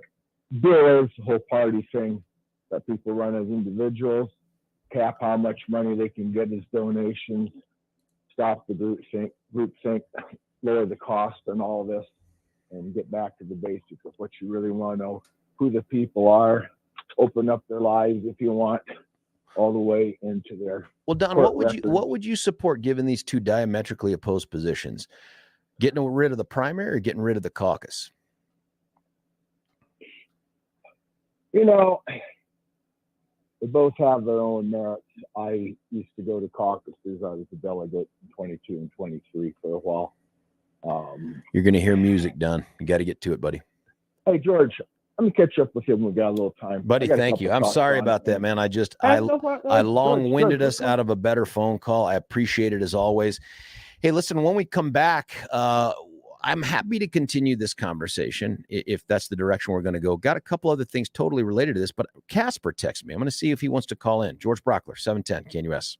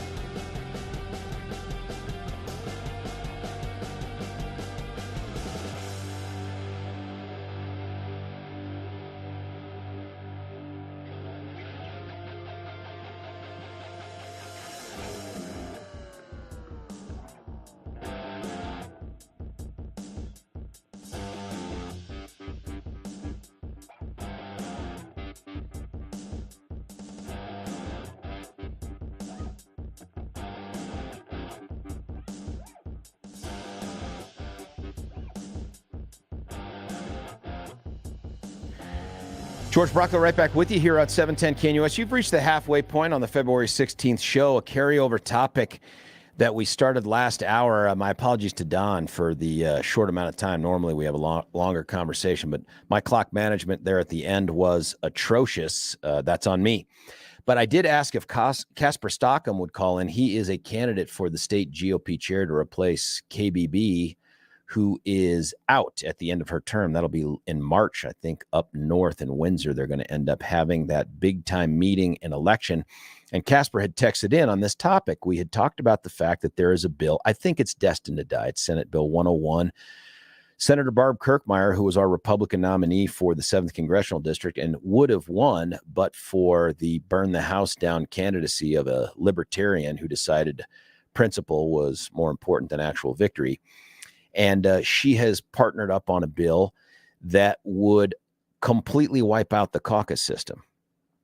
That's right. It would. And by wipe out, it doesn't prevent it. It would just keep it from being a vehicle to get onto the ballot.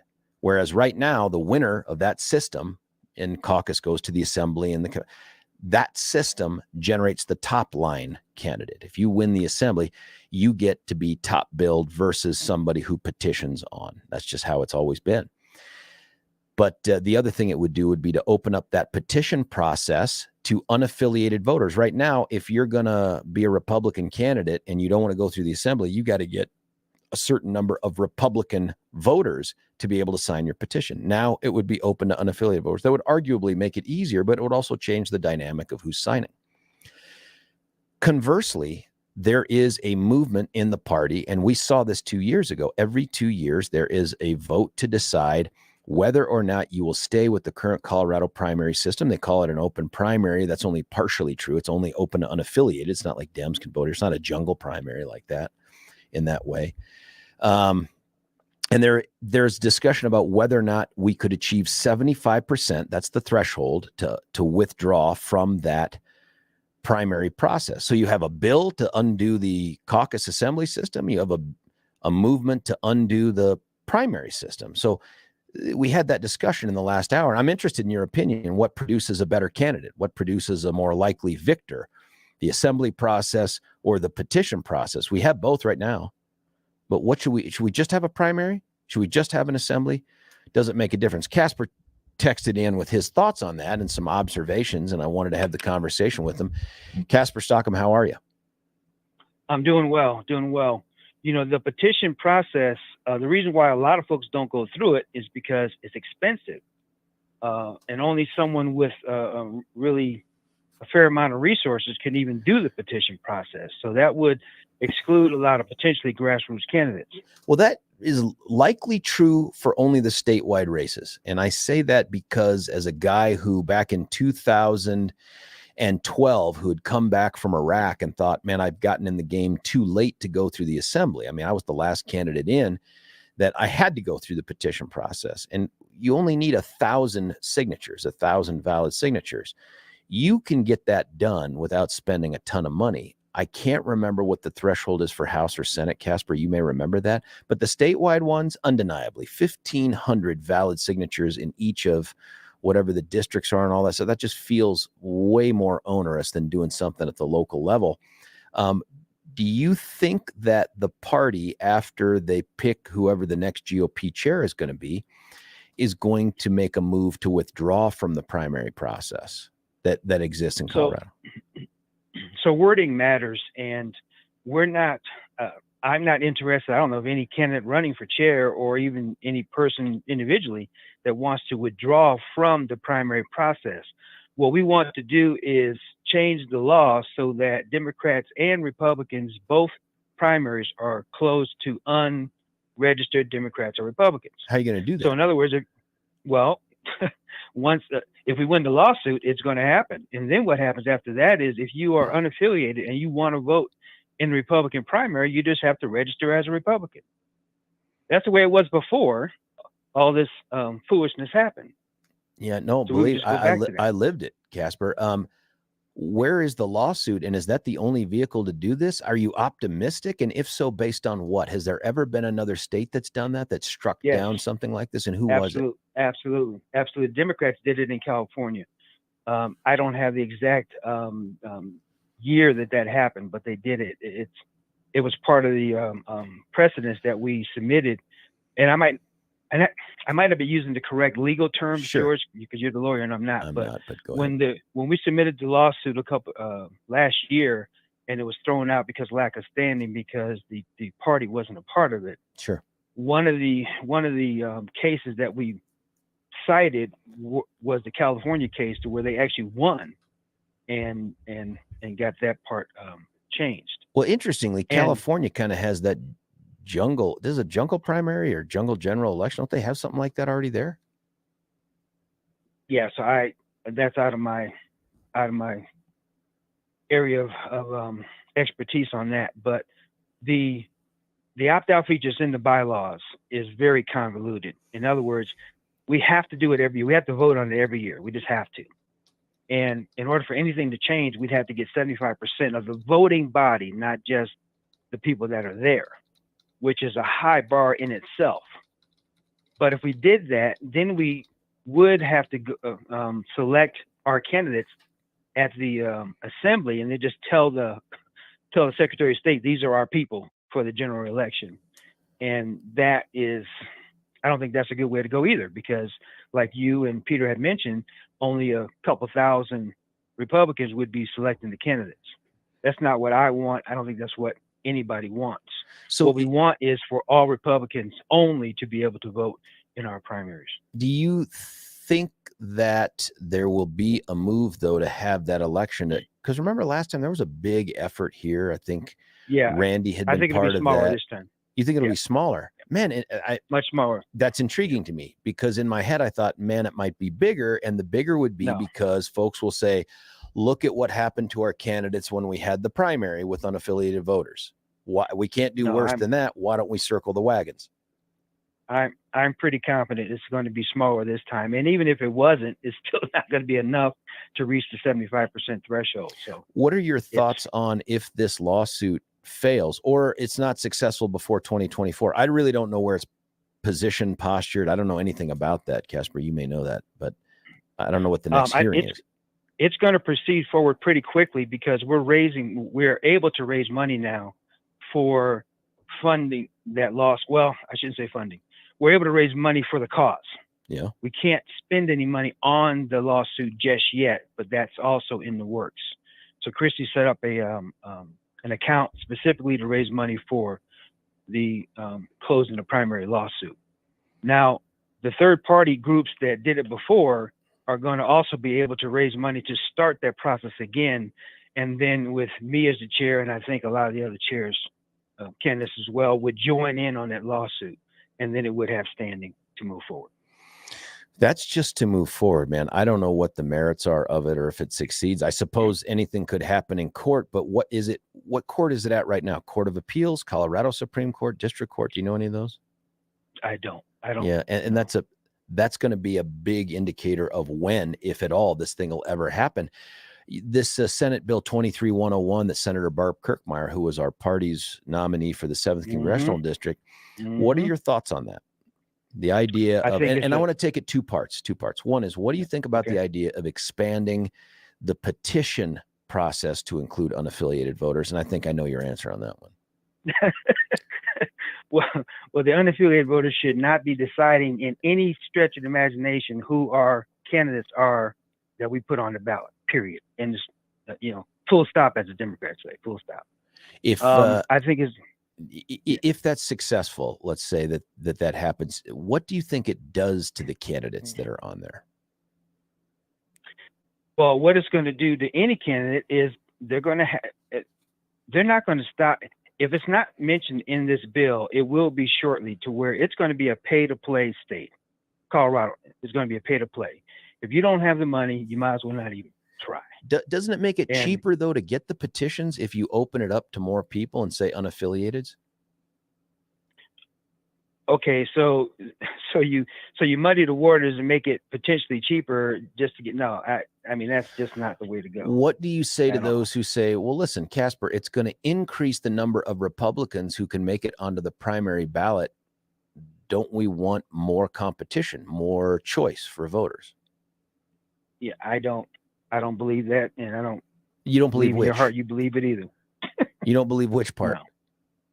I don't believe it's going to make it easier for Republicans to get on the ballot. Well, it would just statistically, right? Like if you're able to fish in a pond and you can only catch bluefish, but then they say, no, you can catch fish of any color, your chances of catching fish are better. So petitioning where you have access to unaffiliated and Republican voters would make it easier and likely increase the number of people who could get there. I can foresee, by the way, that not that this thing's going to pass, but I can foresee candidates then scrutinizing someone's petitions. They always do that, and coming back and saying, this dude's only on the ballot because he got 75% unaffiliated voters. Only 25% of the people on his petitions are Republicans. I can see them doing that. It just makes it harder to have that conversation to the big audience, you know? Yeah. The devil's in the details, George, and I don't even like the way it's starting to line up. And she's not, and first of all, this bill was put forth by Republicans, not Democrats. Right. And you're right, it probably will be killed in the kill committee. However, you're also right is that it's now in our conversations, and she's not the only one that's making those conversations. Other people are saying it as well. Op-eds are being written about it. So it's going to be a topic of discussion, and I think it's a horrible idea. Now, I'm not suggesting that we get rid of the petition process. We have it now. I don't want to end it, but I want to have options, and that takes away options that I think are viable for grassroots candidates to get on the ballot, to do the work, go to the assemblies and get the votes of the people. Do you think it's harder to get on the ballot through the petition process than it is through the assembly process? I think it's easier if you have money. You just pay and then you sit back and then you get the signatures. Because there's companies out there that do it. They're making huge bucks. I know. Exactly. Would a measure of a grassroots candidate's success, or at least attractiveness to the grassroots, be the fact that they could pull off the petition process without having to spend a ton of money because they have that grassroots support? They have people willing to go door to door and stand in front of the King Soopers and all that. Isn't that a measure of grassroots support? Potentially, yes. However, again, they would have to be busting their butt to do it themselves or their team, or pay a company to have money. And again, I don't want to get rid of the petition process. I just want there to be options, just like everything else in American life. I want options. I don't want it to be one way or the other. I want it to be. For you, is the biggest benefit to maintaining the caucus system that it is an inexpensive way to access the ballot? No, it's not the only reason, but the caucus system right now is floundering because we don't have any excitement happening in the party. Nobody really wants to be a Republican. Even Republicans don't want to be Republicans. We have to get that. We have to change that. We have to bring more excitement, more energy back into the party, and then that will energize the caucus system, and we will have a more exciting caucus and a more energized base. Do you think that it would bring more excitement and enthusiasm back to it if we said, hey, now only Republicans can pick the Republican nominee? Yes. How so? Because it'll be it's like a country club, right? Everybody wants to get into the country club because it's exclusive if something's going on, right? But if it's a boring country club, nobody wants to pay the money to get in there. But people will want to join the party, especially if I'm chair, because we're going to be doing a lot of things in the community, and people are going to want to be a part of that. They're going to want to be a part of the helping and solutions and the. I get it. It is the and your pitch on the outreach stuff, but everybody knows that. Everybody I've talked to that's like, hey, Casper really intrigues me. He's got this great focus on outreach, so that's a big deal. But getting back to this other issue, is it the exclusivity thing? And I'm certain that there are some comms people out there, communications people, who are like, my God, please don't talk about the Republican Party as a country club. But I know what you're trying to say. I know that's not the direction you were going. But is that exclusivity the thing that gives people that sense of enthusiasm and support? Or, and I imagine you mean this too, or is it the sense of control? Like, I know that we alone will pick these candidates, therefore I feel more invested in the process? I think it's some of that, but just a real quick example. Last cycle, when we were working with Heidi Ganal's team, we went into the Ethiopian community. We got the endorsement of we, as in Heidi and Danny and a lot of Republican candidates, got this endorsement of the Ethiopian community, we got a lot of them to switch their party registration from unaffiliated or even Democrat to Republican. Huh. So that's going to happen a lot more once we are Republican exclusive, to where you have to be a Republican to participate. Why do you think the Democrats haven't joined the lawsuit? Well, right now the lawsuit hasn't really had enough exposure for them to even probably know it exists. I don't know. And they may not join it. Yeah, I could see I that. don't know if the Republicans joined the lawsuit in California. By the way, I think the Democrats don't want to see the thing change that much because they think they're beneficiaries of it. Yeah. Why would you change a system that you're winning in? Exactly. Why create rules that make it harder for you to get to victory? Last question, and this is unrelated to those two things, but related to the election reform thing. What are your thoughts on the idea that we could take forgive me for saying it this way, take the politics a little bit out of campaigns and electioning if we stripped off the party affiliation off of the ballot? What do you think of that? Doesn't mean there aren't Republicans. No, you can have any party affiliation you want, but on the general election ballot, there are no letters, no names other than the candidates. What do you think about that? Wow. I'm not even sure how to think about it. I'd have to think about that for a while. I've never heard because I want the judges to put their party affiliation on the judges. I want to know how they're registered. Yeah, so, almost every single one of them, and I say almost because I haven't closed the door on the idea that there's some out there, but they're all unaffiliated, or they become unaffiliated at the time they get on the bench. And the reason for it is obvious. They want to take the idea that politics impacts their decision making off the table. Right. So that wouldn't help us too much. I mean, I guess you could say here's what their party affiliation was before they were appointed, but I'm not sure that's fair either. Yeah, I don't believe I'm okay with no party affiliation. I want to at least know how they see themselves, or how they want to associate. You could go research them, right? You could definitely find out who a Republican and a Democrat is. Yeah. But it wouldn't just be. And here's why I'm intrigued by the idea. You and I both know there are a ton of low information voters whose only act at research is to read the name and look at the letter. And if they see the letter D, they vote for it or against it. Same thing with the R, that they're just party line voters. And it seems to me that is a less educated vote.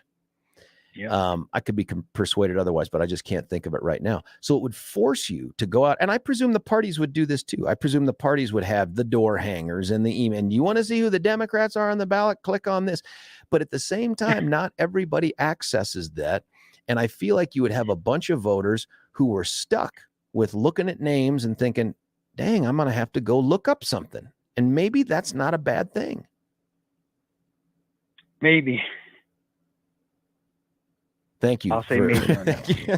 I thought you were going to keep on talking, Casper. Otherwise, we just had a little bit of dead air there, as Casper has said it all. I want you to consider it and take a look, because two things. One, the first one is this: that bill is going to die in the Senate. I have no doubts about that. And we'll see if we can't get Senator Barb Kirkmeyer on to talk about it. But that bill's going to die. But it's going to come back. Oh, Barb, never mind, Casper. Barb Kirkmeyer is on hold right now. Well, awesome. let's do this. Awesome. I'll let you go. Thanks for the great phone call. Good luck in March. We'll cut away for a quick break. And Senator Kirkmeyer, you are magic, Billy. I don't know if she heard it or you did, but oh my God, what a tremendous would have been. She's that awesome. She called. She is that awesome. Well, then let's do this. I don't want to bring up Senator Kirkmeyer now because I'll only have like 30 seconds with her. If you can hang on, Senator Kirkmeyer, let me do the business I got to do. And then when we come back, it'll be you for sure. So hang on. The thing I want to tell you about is the Second Amendment. No, we're all in favor of it. I get that. But one way you can exercise your Second Amendment rights is to go to the Tanner Gun Show. Now, listen, I'm a veteran. I'm a former law enforcement guy, the former prosecutor of this giant jurisdiction. I know how important home protection and security is, personal and otherwise. That's why I own firearms, to protect me and my family. One big way to exercise your Second Amendment rights towards that goal is to go to the Tanner Gun Show this weekend at the Arapahoe County Fairgrounds. You get the best home protection options available. You get the best and lowest prices on all types of new, hard-to-find used guns, knives, ammo, AR accessories, hunting supplies, concealed carry classes, which I'm a big fan of. Recommend that. 30% off. That's about the average of what you get when you beat the big box stores. And Unincorporated Arapahoe County has one of the lowest tax rates in all of Colorado. Boo-yah. The Tanner Gun Show is this Friday. That's tomorrow, 3 to 7, Saturday, 9 to 5, and Sunday, 10 to 4. If you buy a ticket for one day, guess what? It's good for all 3 days. You can find the tickets online at thetannergunshow.com. Tanner has 2 N's in it, tannergunshow.com. Or, of course, you can always buy it at the gate. Go check it out. When we come back, Senator Barb Kirkmeyer and me, 710 KNUS.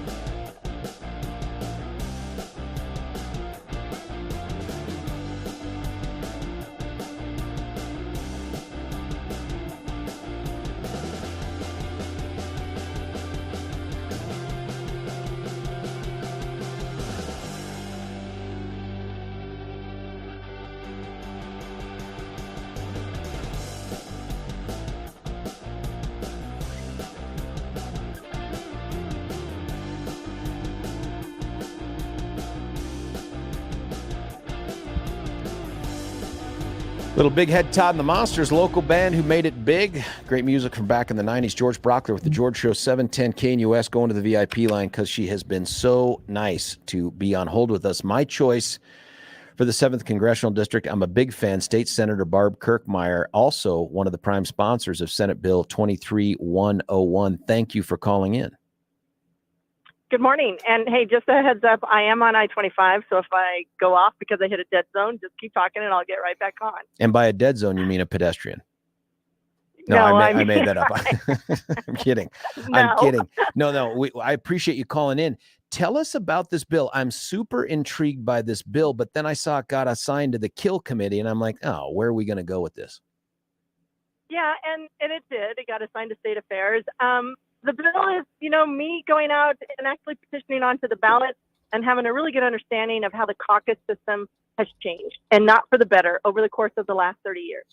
It used to be you could go to caucus and see people that you knew, like-minded, have great discussions. It was kind of a unifying type, situation. And, you'd actually have a lot of people who would show up to caucus. Now we're to a point where caucus has become mean and angry and divisive. And literally, it took, for me to get on the ballot to run for state senate, 30 people. Only takes 30 people. That is not grassroots.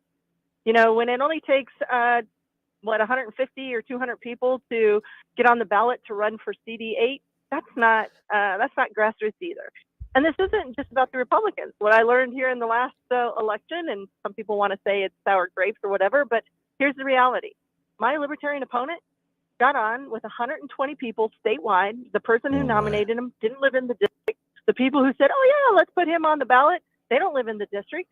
That's like 2 people. I mean, that's not grassroots either, and that's not fair access to the ballot. Tell me how this bill fixes that, because I didn't get a chance to read through all the pages of it. I just read the synopsis, but tell us how it fixes that. So, and first of all, I would say I'm open. This is the start of the discussion. But here's the thing. It does take away the caucus process, and it allows for equal access by anybody, regardless of which party you're on, to get onto the ballot by doing that through petition. And I know I've gotten the countless emails of everybody saying, oh, my God, it's a pay-to-play situation. And that was the position that Casper took, too, when he was just on. Yep. He said, hey, this feels like if you got money, this system's for you. If you don't, then you're out.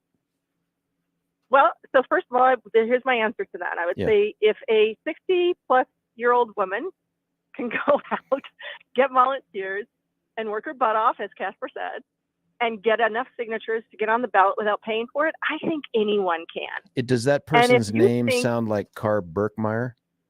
Yes, it does. I mean, so you can go out, and yes, you have to work, but here's the thing. I mean, it's turned into actually my favorite part of campaigning, because you're out talking to people at the door.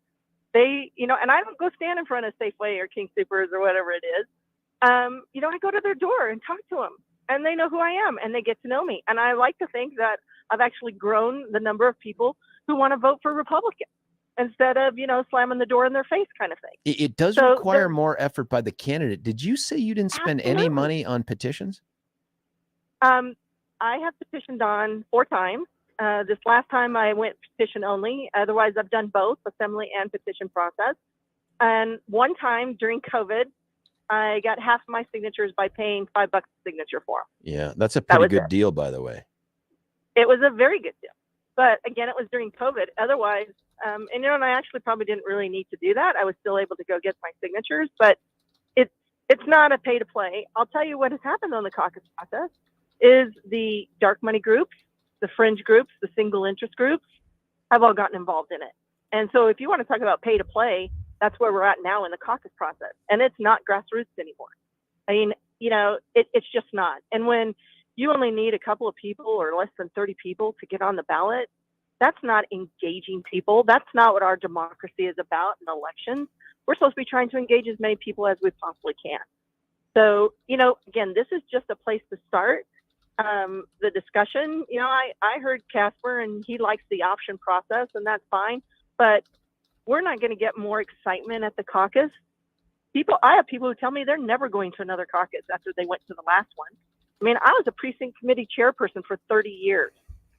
like people aren't coming to caucus. What are some of the changes that I read in the synopsis about, hey, we're gonna equalize everything, right? Like if you're a major party person, you get some benefits and some detriments that a minor party person. What are we doing to equalize it? What's it going to look like if this bill becomes law? So we are, the bill allows basically, if you are running as a Republican, that not only Republicans but unaffiliated could sign your petition. So it's opening up the pool of people who can sign a petition. And by the way, when you pitch that to other Republicans, are they like, yay, more unaffiliated involvement? Or are they like, dang, can't we just pick our own peeps? It's both. It's both. And once you get outside of the caucus bubble or the assembly process bubble, people are like, yeah, that makes sense. Because pretty close to half of our voters in this state are not either Republican or Democrat. I mean, think about it. If you only can go get Republicans, you're saying to 75% of the voters, we don't want you. Because it's about 25% of the voters in this state are registered Republican. And they're like 28% Democrat, right? So they're saying 72%.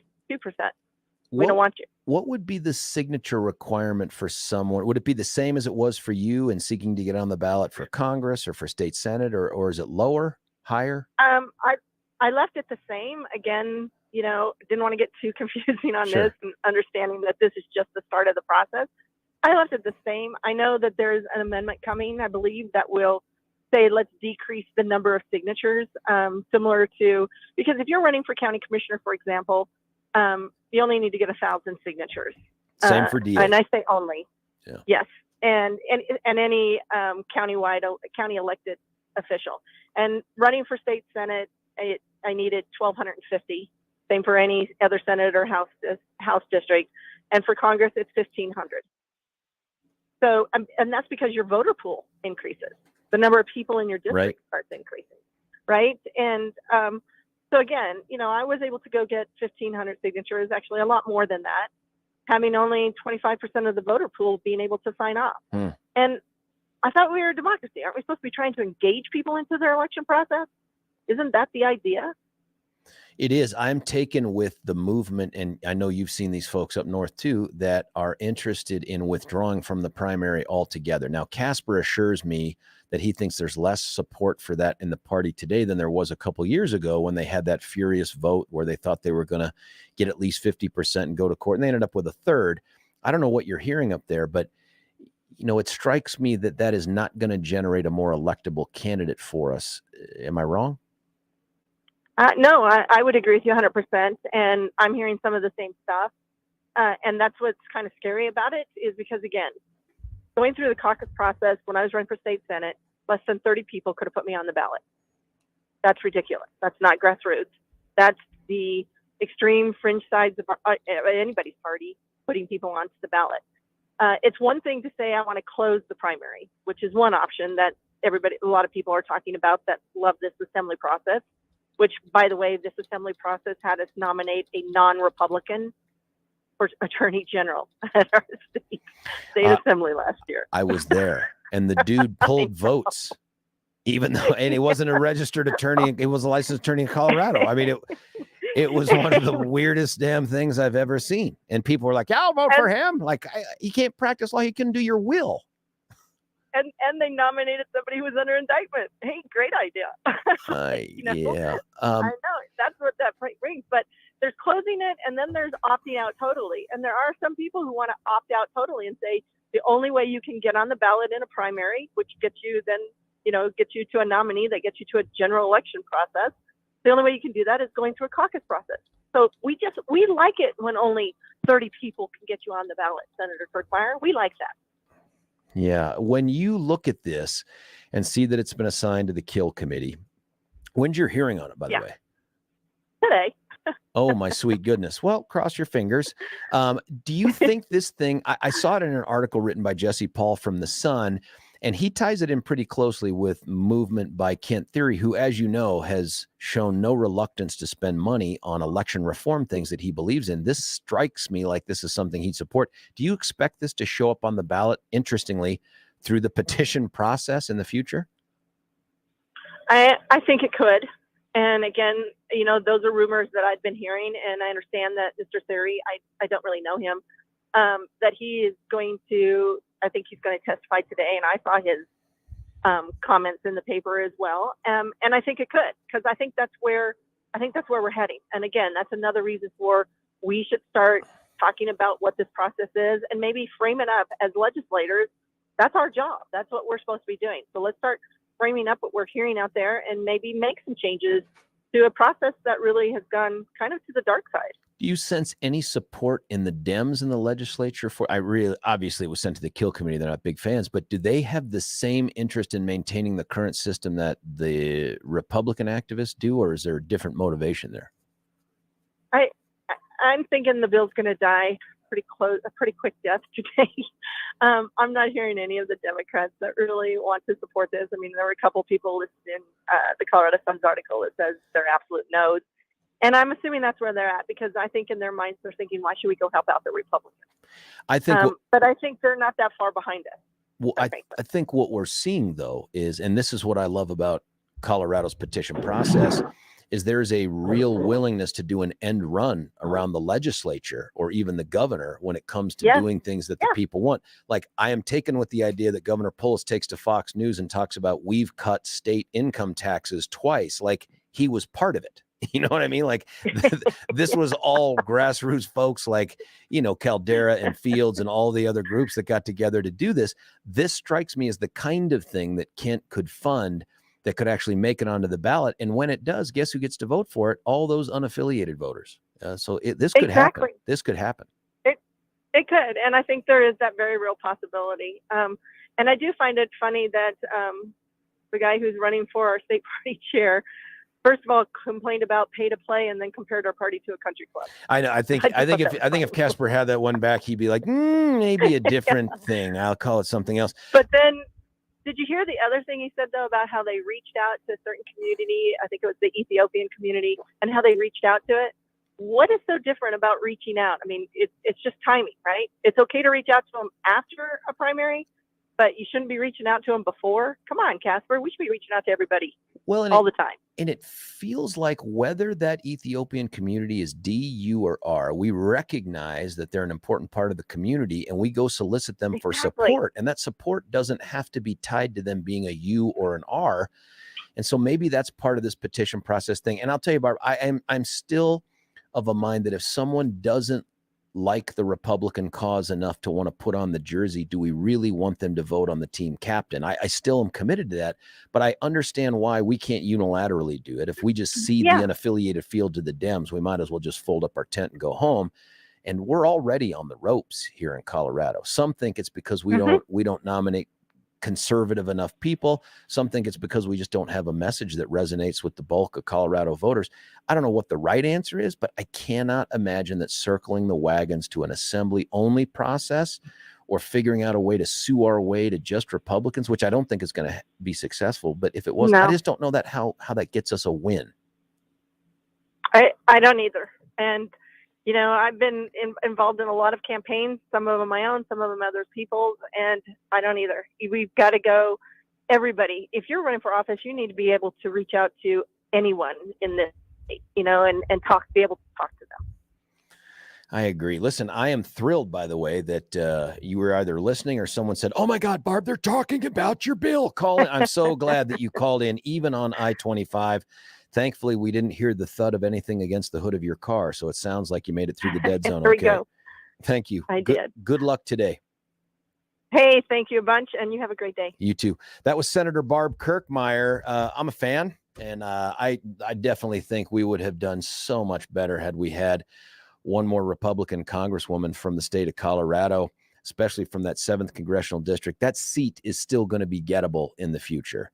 And it was gettable this time, but oh man, that bill looks like it's destined to die a quick and largely probably pain-free death later today. But this is a great conversation to have. Had some texts come in. I'll get to those. But what do you think? Is it an assembly-only process, or do we get rid of the primary, or is it the hybrid that Casper talked about? What do you support here? What gets you the best kind of candidate to win as a Republican in the state of Colorado? 303-696-1971. Remember, bring your opinions, But bring your support for him too. George Brockler on the George Show. Oh, wait a minute. I can't do that. No, I can't do that. George Brockler on the George Show, 710 KNUS.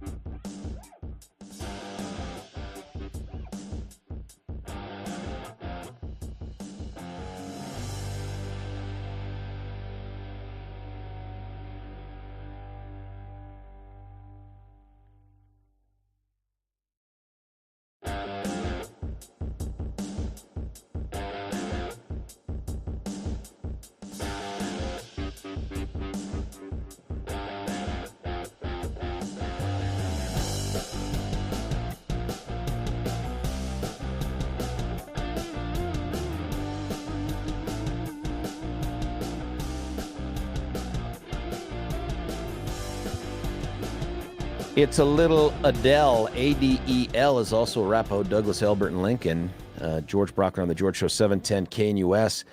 Text coming in, one corrective, and I'm always willing to admit when I'm wrong. I think I said in multiple segments, Barb was the would-be, could-be, should-be Congresswoman for the 7th. That was just crack smoke crazy wrong. It's the 8th. It's the brand new 8th. The 7th went to the person that Peter calls Heroin Barbie, but it brings up an interesting point about this last conversation that we had with Barb and Casper. And I should have asked Barb, oh, dang it, I forgot to ask her the question I asked Casper, which was, what do you think about stripping affiliation off of the ballot? But I do not believe, I refuse to believe that the voters of the 7th Congressional District said, we want Brittany Pedersen to be our Congresswoman. That's what it looks like on the outcome, and she's earned it. Don't get me wrong. I don't believe that. What I do think happened is the Republican brand is just so damaged and tarnished that folks went down the line and did not say, why would we pick a successful businessman / patriot / combat veteran to be congressperson when we can find someone who supported safe injection sites? I do not believe that. I just believe they went down the ballot and more of them said, we're not voting R, we're going to vote D. I just think that's how it is. I just like I don't think 80 million people voted for Joe Biden. I think 80 million people either voted for Joe Biden or against Donald Trump. That's just how I see it. Now, I could be wrong, but I'm not. No, I'm kidding. I just don't believe that. And here's some of the texts that have come in, some of them off of the tube text. I think we can put the in front of it if it's tube text. Someone said, no, this is Troy, our buddy Troy. No party affiliation feels like if you're looking for a new home church and they're all listed as non-denominational. Yes, sort of, but it doesn't mean the candidates are non-denominational. It doesn't mean the church is. It just means you got to go inside the church to find out, hey, is this one Methodist? Is it Protestant? Is it Catholic? Maybe that's a part of the analogy right there. Someone, this is a cool one. I had the privilege of opening for Big Head Todd and the Monsters a few years ago. Good dudes. I agree with you. On the text right here, Casper texted in, if this bill's so great, why is it trying to remove the competition by removing access to the caucus system? I don't know if it's trying to remove competition. I do think that there's different ways to get competition. And so I wish I could ask Casper this question. We'll do it in some other time when we have him on. But I want you to think about this. If we want to increase competition on the ballot, we decrease the qualifications necessary to get on that ballot. And does that give us a better candidate? That's exactly what I mean. If you lowered that signature threshold, like Senator Kirkmeyer had talked about, don't you necessarily make it easier to get in? Just like I asked Casper, if you increase the pool of people from which you can get signatures by expanding it to unaffiliated, don't you necessarily make it easier to get on the ballot? Isn't that the way to encourage competition? But the question is that good? I mean, do we want 10, 12 people on the primary ballot for any office? I mean, in the current system, it wouldn't be majority vote wins. It would be who's got the plurality or who's got the most votes. So you could have someone win who has 12% of the vote. Is that the person that's going to be the best candidate for the community? Is that going to be most reflective? Do we need some other kind of a runoff to even get to who that nominee would be? This brings up another change that I think is coming to the ballot, and that is going to be that ranked choice voting. I don't like it. I don't like the ranked choice voting. But I think that could be coming for us. And that's the idea that you have a number one vote for the person you like the bestest and another number two vote for the person you like the second bestest. And they keep whittling away the lowest vote getters through successive sort of rounds without ever sending new ballots out. They all do it at once until they find someone who's the first past the poll, the first person to get past 51%. Now, that person could get 51%, not because they had a huge number of you're my first choice, but because they had a majority of people who had them as their second choice. Does that get us to a more representative and competitive candidate? Yeah, I don't know, but I think all of these things are coming for the ballot for us. And the Kent theory one, I mean, if Kent backs this thing, I'm telling you, it's going to make it onto the ballot. There may be legal challenges. There may be the gnashing of teeth, the wringing of hands, but it's coming. Here's something you don't have to wring your hands and gnash your teeth about, and that's your teeth. Our good friends at Twin Aspen Dental Center are the best in the business. That isn't because it's written down on a paper for me to say, and I think you guys have probably picked up on this by now. I get these sort of scripts or stuff written for me a lot, and you can tell when a host reads it. I just can't do it that way. One, I don't like reading unless it's Dr. Seuss to my kids when they're children. I don't like doing it. It makes me sound, I think, inauthentic, and I don't like that. Instead, I want to tell you from my own experience, and my own experience as them being my dentist. Is it they're being my dentist? He being my, whatever. Doctors Richter and Snyder, they be my dentists. And I can tell you, it's just great experience going down there. I mean, the environment is pleasant. It's I don't know, it's just a clean, open environment. The people waiting there, none of them seem to be stressed out about what they're about to go through. I mean, these are folks that made me fall asleep twice in the chair, just like the facial people at Beauvisage. I don't know what it is they're doing. Maybe it's me, but it was just so comforting. A couple times Shiloh had to tap on me to be like, hey, can you open your mouth? And I'm like, oh, and there's stuff all over, so it's a very pleasant, calming, relaxing experience. They're also the best at what they do. They also care about you. So if insurance is an issue, if cost of dental care is an issue, they want to take that issue off the table for you by offering their reduced fee dental membership plan. Gives you all the things you need in a year, including the fluoride treatment for the kids under 18 for a very low price. And all you have to do to avail yourself of it is to call them 303-841-7466, 303-841-7466, or check them out at twinaspendentalcenter.com. Hey, that's it for hour number 3 of 4. When we come back, Aurora City Councilman Dustin Zvonek about another way to fight crime. This one seems like common sense, but it turns out we got to change the law to get there. George Brockler, 710 KNUS. Want to take your favorite radio station wherever you go? Well, now there's an app for that. No matter where you are, stream your favorite shows. Tap the app to listen to podcasts. Talk back to your favorite local hosts. At the tone, leave a message. Call the show. Set your alarm. Enter contests and win prizes. All in the palm of your hand. Available now for iOS and Android devices in the App Store or Google Play. And best of all, it's free. Download today.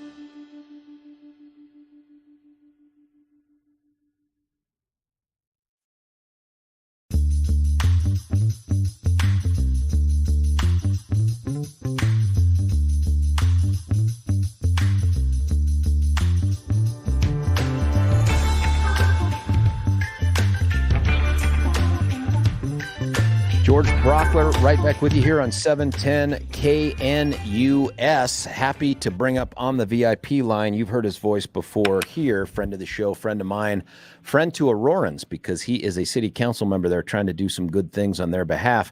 Crime, always an issue. One of the things that's been in the news lately is an effort by those in the municipal world to try to convince state legislators to do something about that crime. Now, you know that the legislature has created a vehicle, in my opinion, the environment for motor vehicle theft to go largely unaddressed. And so Aurora just simply said, well, we'll just take matters into our own hands. This may not be that kind of issue. Joining us right now, Aurora City Councilman Dustin Zvonek. Dustin, thanks for joining us. Hey, good morning. Thanks for having me on. Tell us about this latest issue. It directly touches upon juvenile crime, which is an issue everywhere, but in Aurora and Denver, it's kind of a bigger deal. Yeah, no, unfortunately, what we're seeing with juveniles is an escalation in not just crime, but in increasingly violent crime. And just to give a little context, that there are crimes committed by juveniles that lawmakers, both Republicans and Democrats, have agreed that these types of crimes are so violent that they require juvenile detention. And so they make space in juvenile detention beds or facilities for those types of crimes. Now, going back a few years, the legislature has put a cap, not because of physical limitations on space, but just an arbitrary cap on the number of juvenile detention beds available for kids who commit these types of crimes.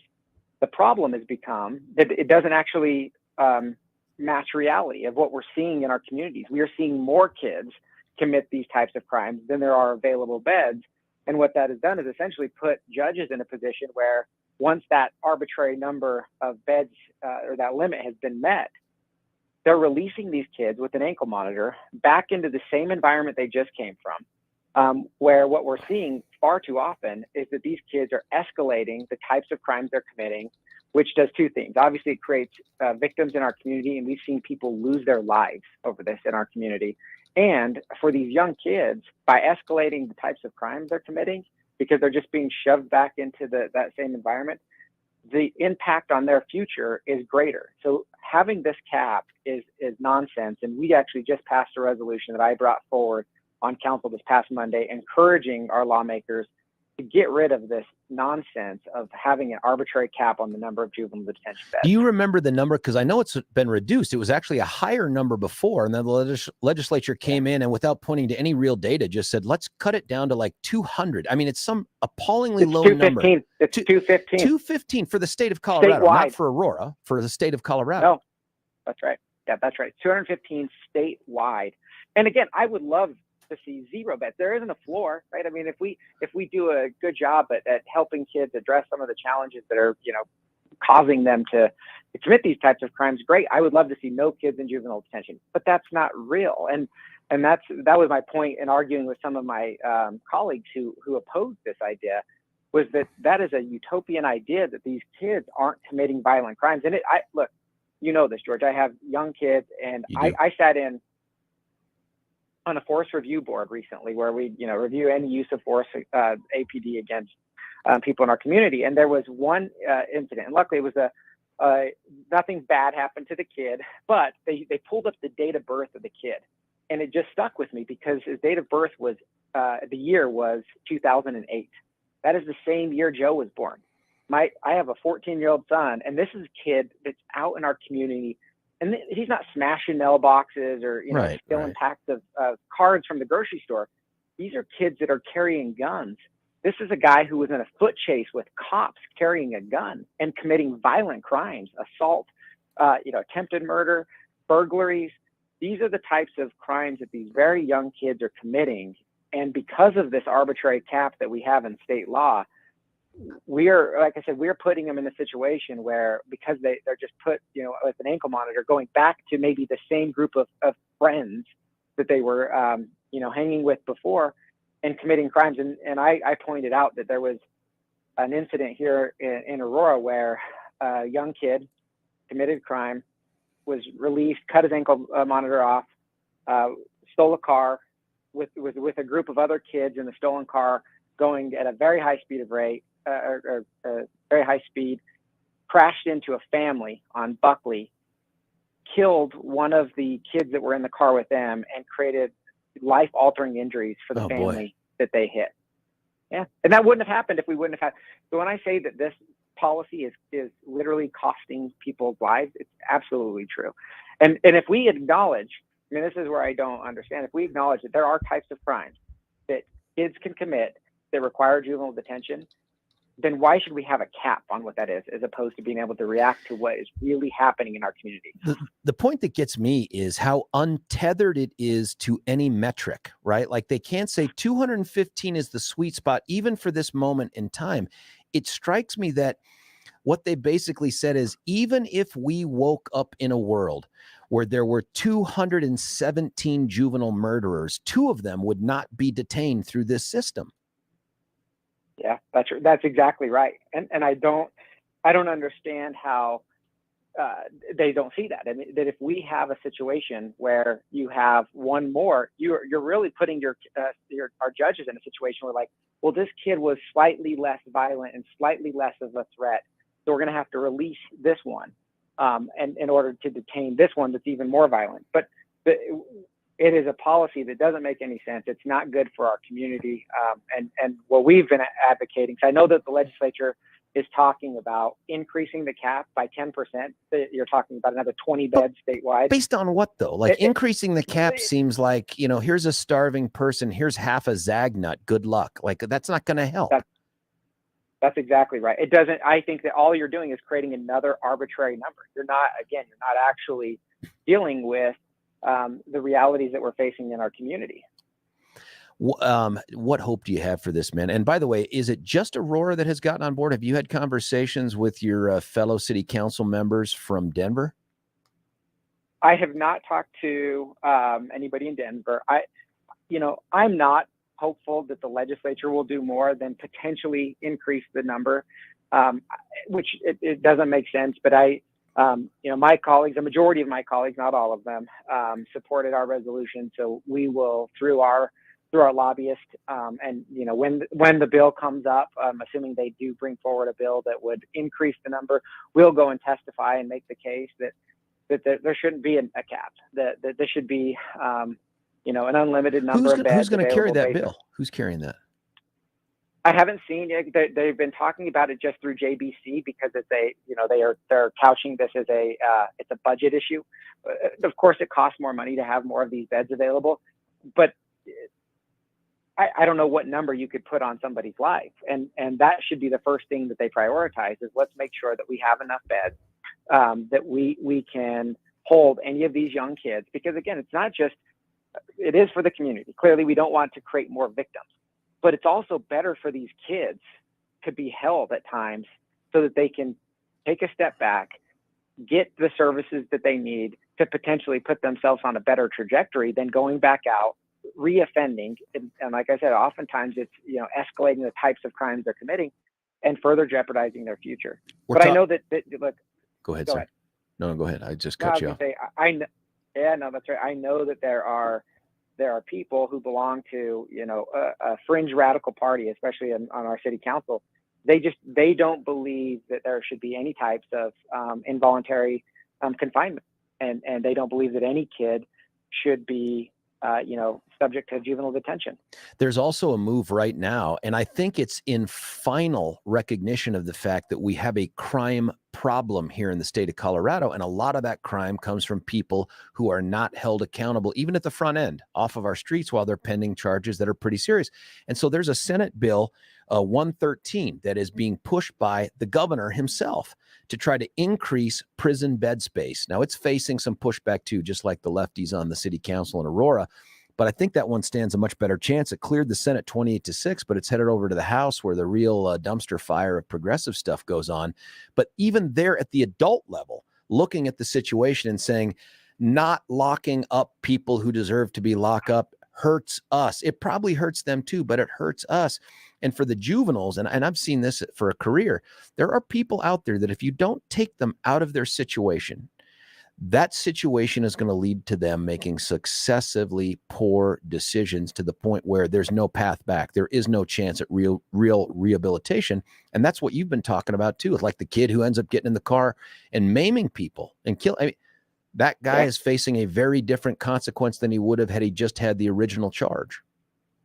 That's right. And I think that one of the things that's become very clear with this legislature, and you've been talking about it for years, that they have continually made our criminal laws more permissive. And as a result, we've seen an increase in crime across the board. And now as the legislatures realize that, and our state lawmakers realize they need to make changes, they're not going and doing everything that they need to do. They're doing little incremental steps and saying, well, this will make it better. So, with motor vehicle theft, they're going to make, regardless of the value of a car, they're going to make it a felony. Great. I guess that's a good first step, but that's not enough. There needs to be more jail time associated, particularly with people who are habitual offenders. And that's another resolution that we passed, is to say, yes, every motor vehicle theft at any level should be categorized as a felony, and there should be stricter mandatory sentencing for habitual offenders on motor vehicle theft.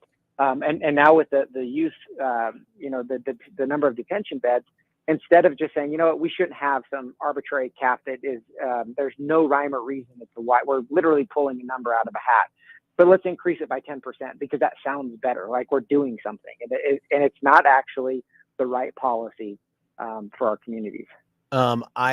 I think this Senate Bill 113 is going to end up passing, and I'm starting to view what the governor's office is doing as less about sort of the bigger picture, what's the right thing to do for Colorado, than I'm trying to see it through the prism of someone who wants to be president of the United States. So all of these moves get viewed from the how can this help me or hurt me on the national stage.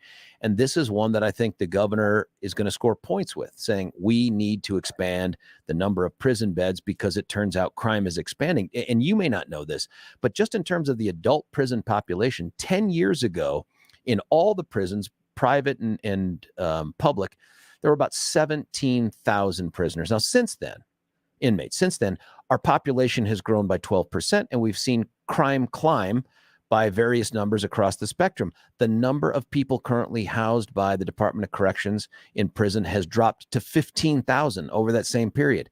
How has that made us safer? This is sort of the same thing with the legislature cutting the number of beds available for juveniles. We've just started to close down the opportunity to protect society from the ne'er-do-wells and those people who need rehabilitation. And then we say, well, we're surprised at crime. How did that happen?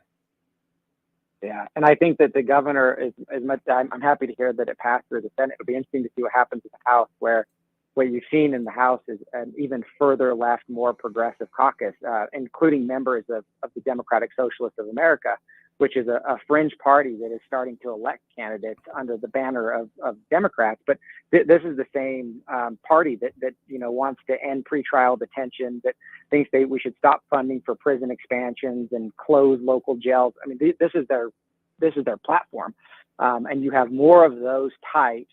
I have two members of the Democratic Socialists of America as colleagues on city council, and there's a number of them in the state house, and they're not going to go for anything that is tougher on crime because they believe that everybody who commits a crime is actually a victim themselves of some sort of systemic injustice. I think, by the way, this is clearly resonating with listeners. Lots of good texts here, but here's one in particular, and I'm just going to read it online. I'm going to hook you up with this guy. I don't know if you remember the victim, Pamela Cabrialis in Denver, who bumped a car from behind with hers in traffic. There were two, looks like bangers in there, and the 14-year-old climbs out of the window with a machine gun, shot up the car and killed her. Well, Alex Cabrialis has just texted me and said, pretty please connect me with this city council member. I want to help. I want to testify at the legislature on this because that kid had been let out 6 times previously on prior aggravated charges. I'd be happy to connect to them. I do remember that story because those are the senseless types of violence that we're seeing. It's so hard to understand, and it's heartbreaking because again, I don't remember the age of that, but in my head, I feel like he's 14 or 15 years old, and I just remember I'm like, I can't imagine my son, that somebody that age being capable of just being that violent towards anybody. No, I can't either. It's 2008 is right between Jeff and Graham. Like I look at them and I'm like, Yeah. I can't even picture them really in a fist fight over something stupid, but I know that could happen. But guns, I just can't believe it. Yep. Youth violence is a huge problem. And look, we're looking at bringing a program to Aurora called Focus Deterrence, where they try to focus in on these more violent kids and let them know that law enforcement, the DAs, the sheriffs, we're following you. We know what you're doing.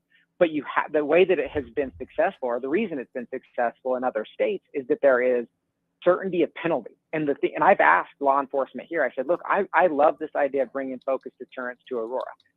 But my fear is that our state laws are so permissive towards juveniles and violent juveniles. I'm not suggesting we should expand the types of crimes that would allow kids to go to jail. I'm just saying that the kids who are committing violent crimes, that our laws are so permissive that there isn't that certainty of penalty that has made Focus Deterrence successful in other states. We have watered down a system that had all the best intentions and frankly better results. And that is, I believe we need to focus on rehabilitation for the vast number of juvenile offenders. I think you do too. We treat them differently than adults. We don't even call them defendants. But we have done something else at the extremes where we have limited the ability of the community, the society, to protect itself from these. And some of the outcomes, this is the other thing, and you know this too, it's so non-transparent and on purpose, right? Like for adults, you can find out anything you want. If the case is done in court, you can find out the bond, who said what, transcripts, all these other things. The juvenile system isn't built that way. Juvenile system largely excludes the public from it. We don't hear kids' names reported unless they're charged as adults. We do all of that in an effort to try to protect them from a long-term stigma if they can be rehabilitated. Unfortunately, it means that guys like Dustin Zvonek, city councilman from Aurora, lacks the ability to get true metrics, true anecdotes, all the other evidence that is there to say this is where we're failing. It's a tough system to crack. Yeah, and you're absolutely right. I believe that the overwhelming majority of kids who are getting themselves, in trouble with the law, rehabilitation is absolutely what we have to focus on because they're not committing violent crimes. These are the kids that are doing the knucklehead stuff that kids do, smashing mailboxes and stealing donuts from King Supers. I mean, it's not right, but those are the types of kids where restorative justice, those types of programs make sense. Right. But we have to acknowledge, because the reality is there are kids as young as 12 years old and up to 17 who are committing incredibly violent crimes. And we've all decided that juvenile detention is appropriate for them. So if there are more kids than 215 statewide, we shouldn't have to put them back into the situation that jeopardizes the safety of our communities and their future, because we should focus on their rehabilitation while they're being held.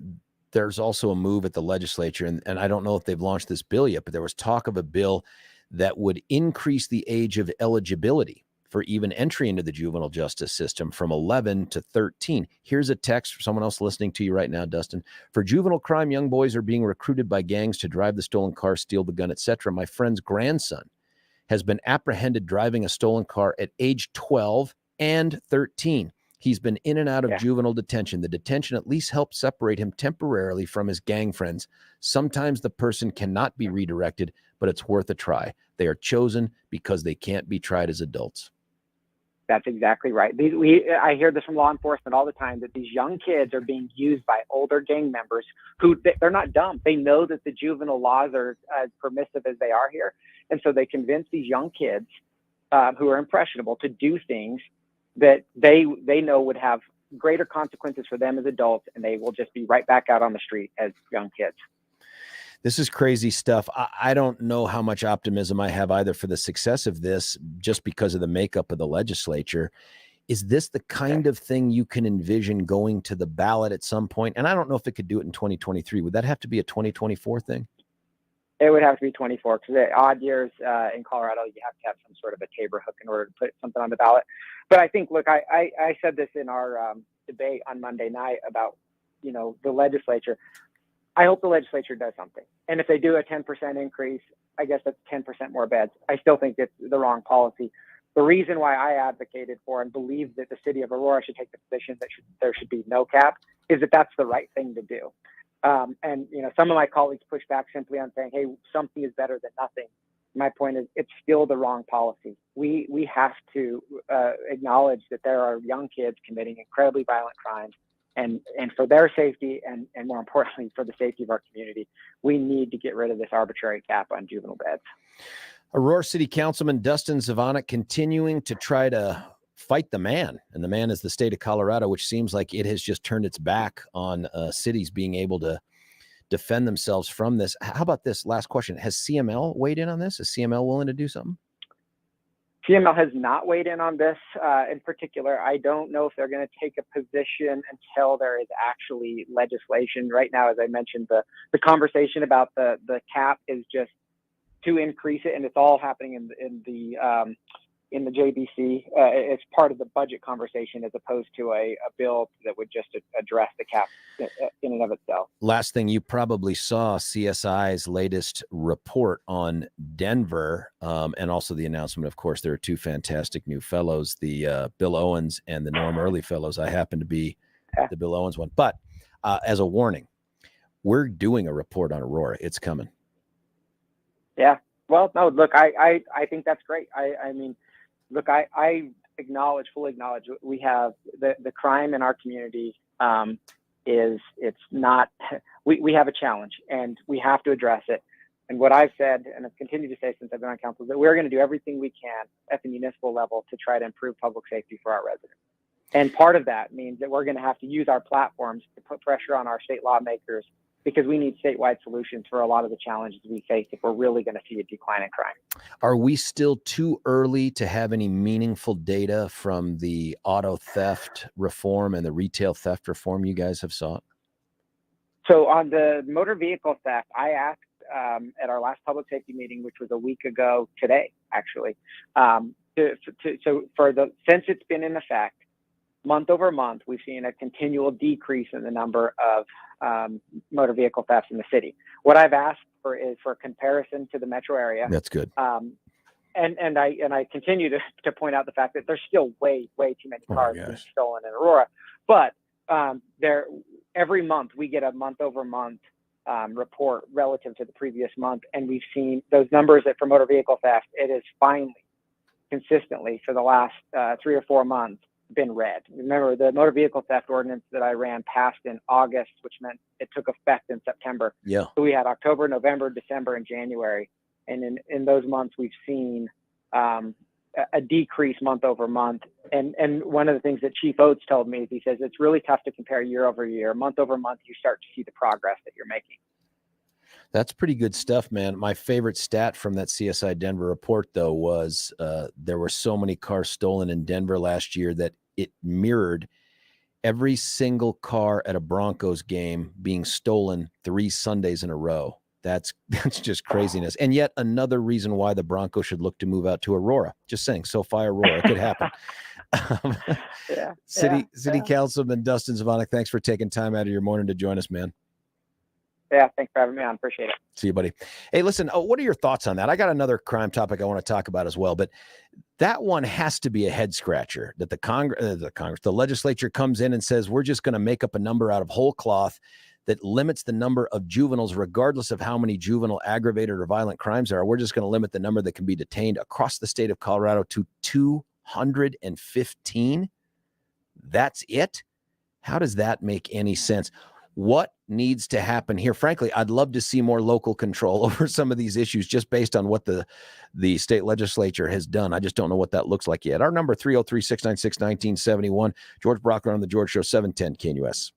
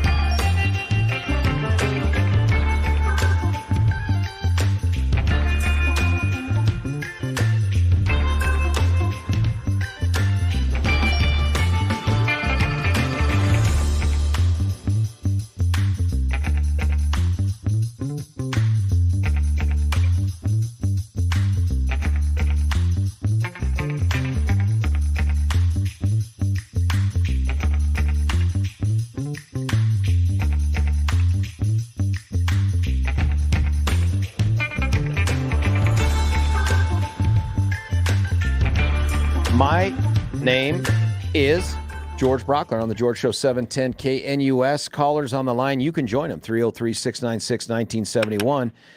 Elaine from Englewood. That's 2 E's right there. You're on 710. What do you think, Elaine?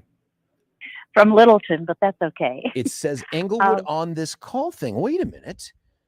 Well, there's obviously an error in the machine. Elaine from Littleton. Thank you. Correct. Thank you. Hi, George. I just recently turned on to the program, so I haven't heard all of what you were talking about. It's but been brilliant. I was a nurse. Yes, go on. I was a nurse at Fort Logan for 38 years. 25 of those years were on a child program. We had a child program, an adolescent inpatient program, and an adolescent day treatment program. So we were pretty well rounded in terms of kid care. What years was that? What years do you have that program? Let's see. Well, I started there in, I don't know, 38 years ago. So it closed about 12 years ago. Okay. So it was in existence until it closed. Yes, and nobody was ever really quite sure why it closed, and they may have taken the programs to Pueblo. I'm not sure about that. But all of us were really upset, all the staff, thinking we were going to see some increase in behavior with the adolescents for sure. But and we have. So, do you know if these programs, though, when Fort Logan closed down, do you know if it moved that program somewhere else? I mean, are there other services out there? Well, I'm not sure, but I did hear that they now are taking adolescents to Pueblo, which I think is a real problem because a lot of the people who have kids that are in trouble do not have a lot of money oftentimes and don't have transportation to go to do family therapy down there. I know I did hear that. So I haven't been working for a couple of years, so I haven't gotten up on the update of a lot of stuff, but I think it was terrible to close those programs. They were really successful. Do you know why they closed? No, I don't. And I would guess it's probably funding of some sort. We now have a huge adult unit for to interview those people for competencies to stand treatment. And it's gigantic. It's taken over 2 of the units of the based on your experience, Elaine, what percentage of the adolescents, the kids that came in there, were there because of issues related to, I presume what you're talking about is mental health treatment, but maybe addiction too, I don't know. What percentage of the kids that you think are out there committing crimes would be even eligible for a program like the one you described at Fort Logan? Well, they were locked units. So, it may be that they're too dangerous at this point. I'm not sure, but we had really pretty successful programs. How did you measure success? How did you measure it? That they were their feelings of hurting people, those kinds of things were decreasing. I mean, they were there sometimes for a year. When you say their feelings, was this mostly mental health? Was it substance abuse? What was going on? And how old were these kids? Mostly mental health. We on the child unit had children 3 to 12. 3? And we 3 years old, yes. How does mental illness manifest itself in a 3-year-old? Well, we had a 5-year-old that I do remember who had set his parents' house on fire. Oh, my goodness. And then that didn't work. He was trying to kill them. Why? But then they were sleeping in the basement one night, and he put all sorts of boxes in the stairway and barricaded them in, and then set the house on fire. They were able to get out. A 5-year-old. Listen, I know HIPAA protects some things, but was his name Michael Myers? I wouldn't say for sure. No, I'm kidding. That's the guy from Halloween. I know you wouldn't say. This particular thing, though, when you start to get above 12 and you get into that 13, 14, 15-year-old, did you guys ever deal with them? Oh, absolutely. We had an adolescent unit that had 20 patients, always full. Did you ever get word back on recidivism once they went through your program? No, but we oftentimes did not see them again. And then we also had an adolescent day treatment there. So there were a lot of programs for kids. And I think it's a shame I that do too. it's not open. I do too. We have taken funds away from some things, and I really do think we've created an environment. You probably remember this back in the day. There were things like asylums and stuff, and I'm not saying everything was peaches and cream there, but that became like a dirty word for a lot of reasons. And now we've just basically said we'll let the jails house them. Now, that's fine for adults, right? I mean, and I don't mean fine like it's appropriate. I'm saying it's easy to just lock up juveniles. It's much harder, especially when you've limited the number of beds. What do you think about the fact that we have said just arbitrarily 215 beds for juvenile detention across the state of Colorado? You know, I didn't hear that part of your program. I came in really late, but I wouldn't think that would be enough. I mean, we had always full units. So I don't know. I'm not sure.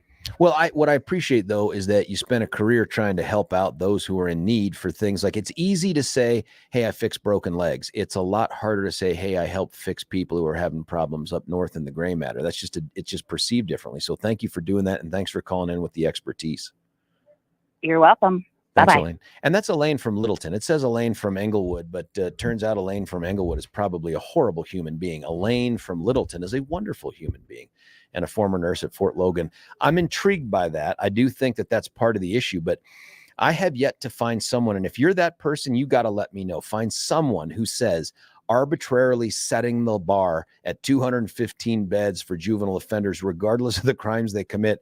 That sounds like a vehicle for safety. I'm not even sure it sounds like a vehicle for rehabilitation. This is all springing from the minds and votes of those legislators that are out there who believe that the system is the problem and that incarceration of any kind at any time is always the wrong answer. I just know from 28 plus years of experience that turns out to be false. And I think the crime rate reflects that right now.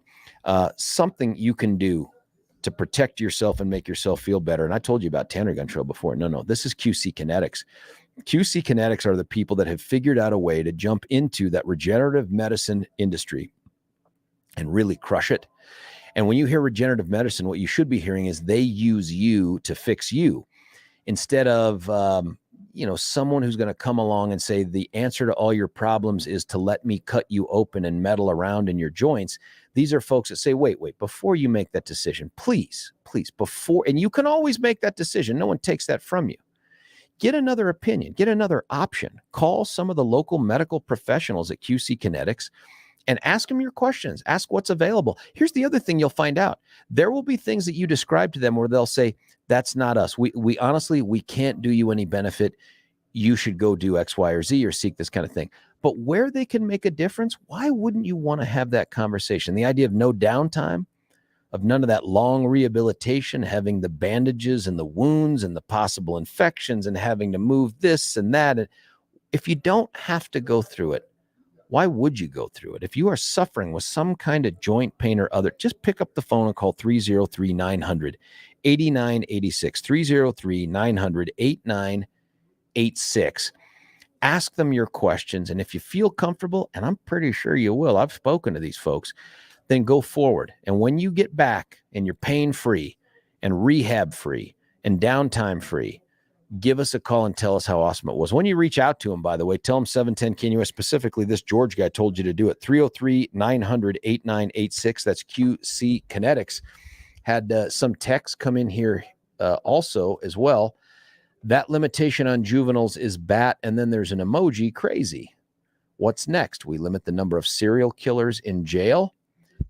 That's a great question. We don't do it anywhere else. Why would, and our population alone has blown up by 12% in just 10 years. And yet we reduce the number of beds available for violent juvenile offenders. Here's another text. Good morning, George. Where are the parents here? Are we talking about kids that are in the foster care system? Are we talking about children that live in a home with a parent? God forbid if there was the mother and the father in the home, but I cannot imagine my children coming home after pulling a stunt or a crime like this. They'd better hope that the cops get them before I get my hands on them. It's called Put the Fear of God, and I'm going to stop letting someone else raise your kid. There's some good points to this. And the problem is there is such a lack of transparency in the juvenile justice system. Frankly, we don't even collect this information on the adult justice system that we don't know. And I'd love to know. I mean, I think there are social progressives out there who don't want to know the answer because they think that it's going to show is single parent homes generate more criminals than not. That's in my head. That's what I think. I'd love to know the answer.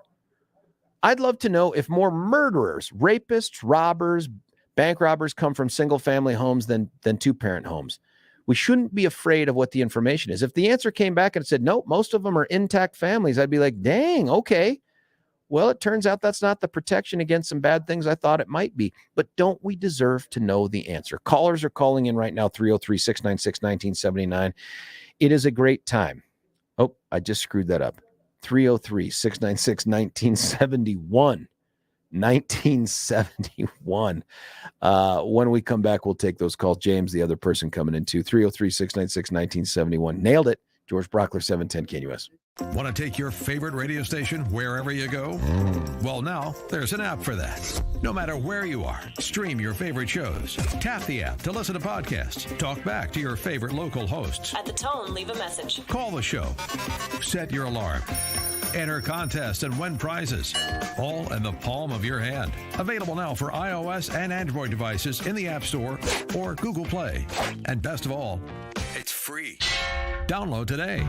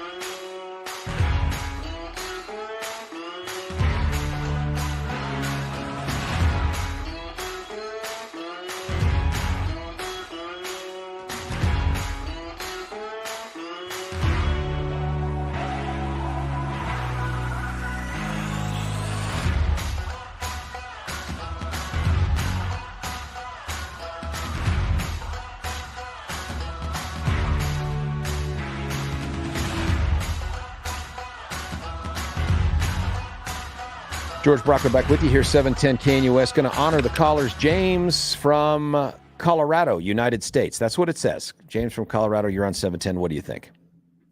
Yeah, Mr. Brockler, I'd like to tell you you've been doing a really good job over the last year. Well, thank you. And this, what you're talking about now is, I was in the documentary Denver and Decay with Stephen Tubbs. And who was it? Who did Denver and Decay? With Stephen Tubbs. Which one? Which one is that? Is he the afternoon guy? The documentary. Okay, the one we did downtown. Yeah, and we had talked about the programs and all that. And you were talking to a lady about Fort Logan. I just caught the tail end of it. My story is in April 9th, I'll have 14 years clean and sober. Oh, congratulations, and I was a career criminal at one time, and I went through a program out there called Pier 1, graduated, and at one time at Pier 1, they had 148 clients. They had 2 houses for kids, Synergy thresholds, and they had a woman's program for women with babies, etc. And it was a long-term 2-year program, and you had to commit yourself to changing your life. And I worked there. I was a counselor there, and all of that is gone. You're down to 30-some clients in the men's program. The Synergy Kids program is gone. The women's program, the Haven, is gone. And I don't get it. This city has grown 10 times bigger than when it was when I first went in there, and I don't get it at all. No doubt about it, James. There have been changes that we just haven't kept up with. In fact, it's not that we're just letting things happen without responding to them. We're actually going the wrong direction. What I love to hear is your story about the sobriety, the fact that you were on Steven's documentary. I think that's fantastic, man. Thank you for the great phone call, James. George Brockler, 710 KNUS, 303-696-1971, the number. Oh, and just after we got rid of James, we lost our other caller. That's okay. You can fill those lines, 303-696-1971. I need to tell you about a great man named Mitch Floria. I talk to you about him almost every morning. He is a guy that started a business called The Art of Granite.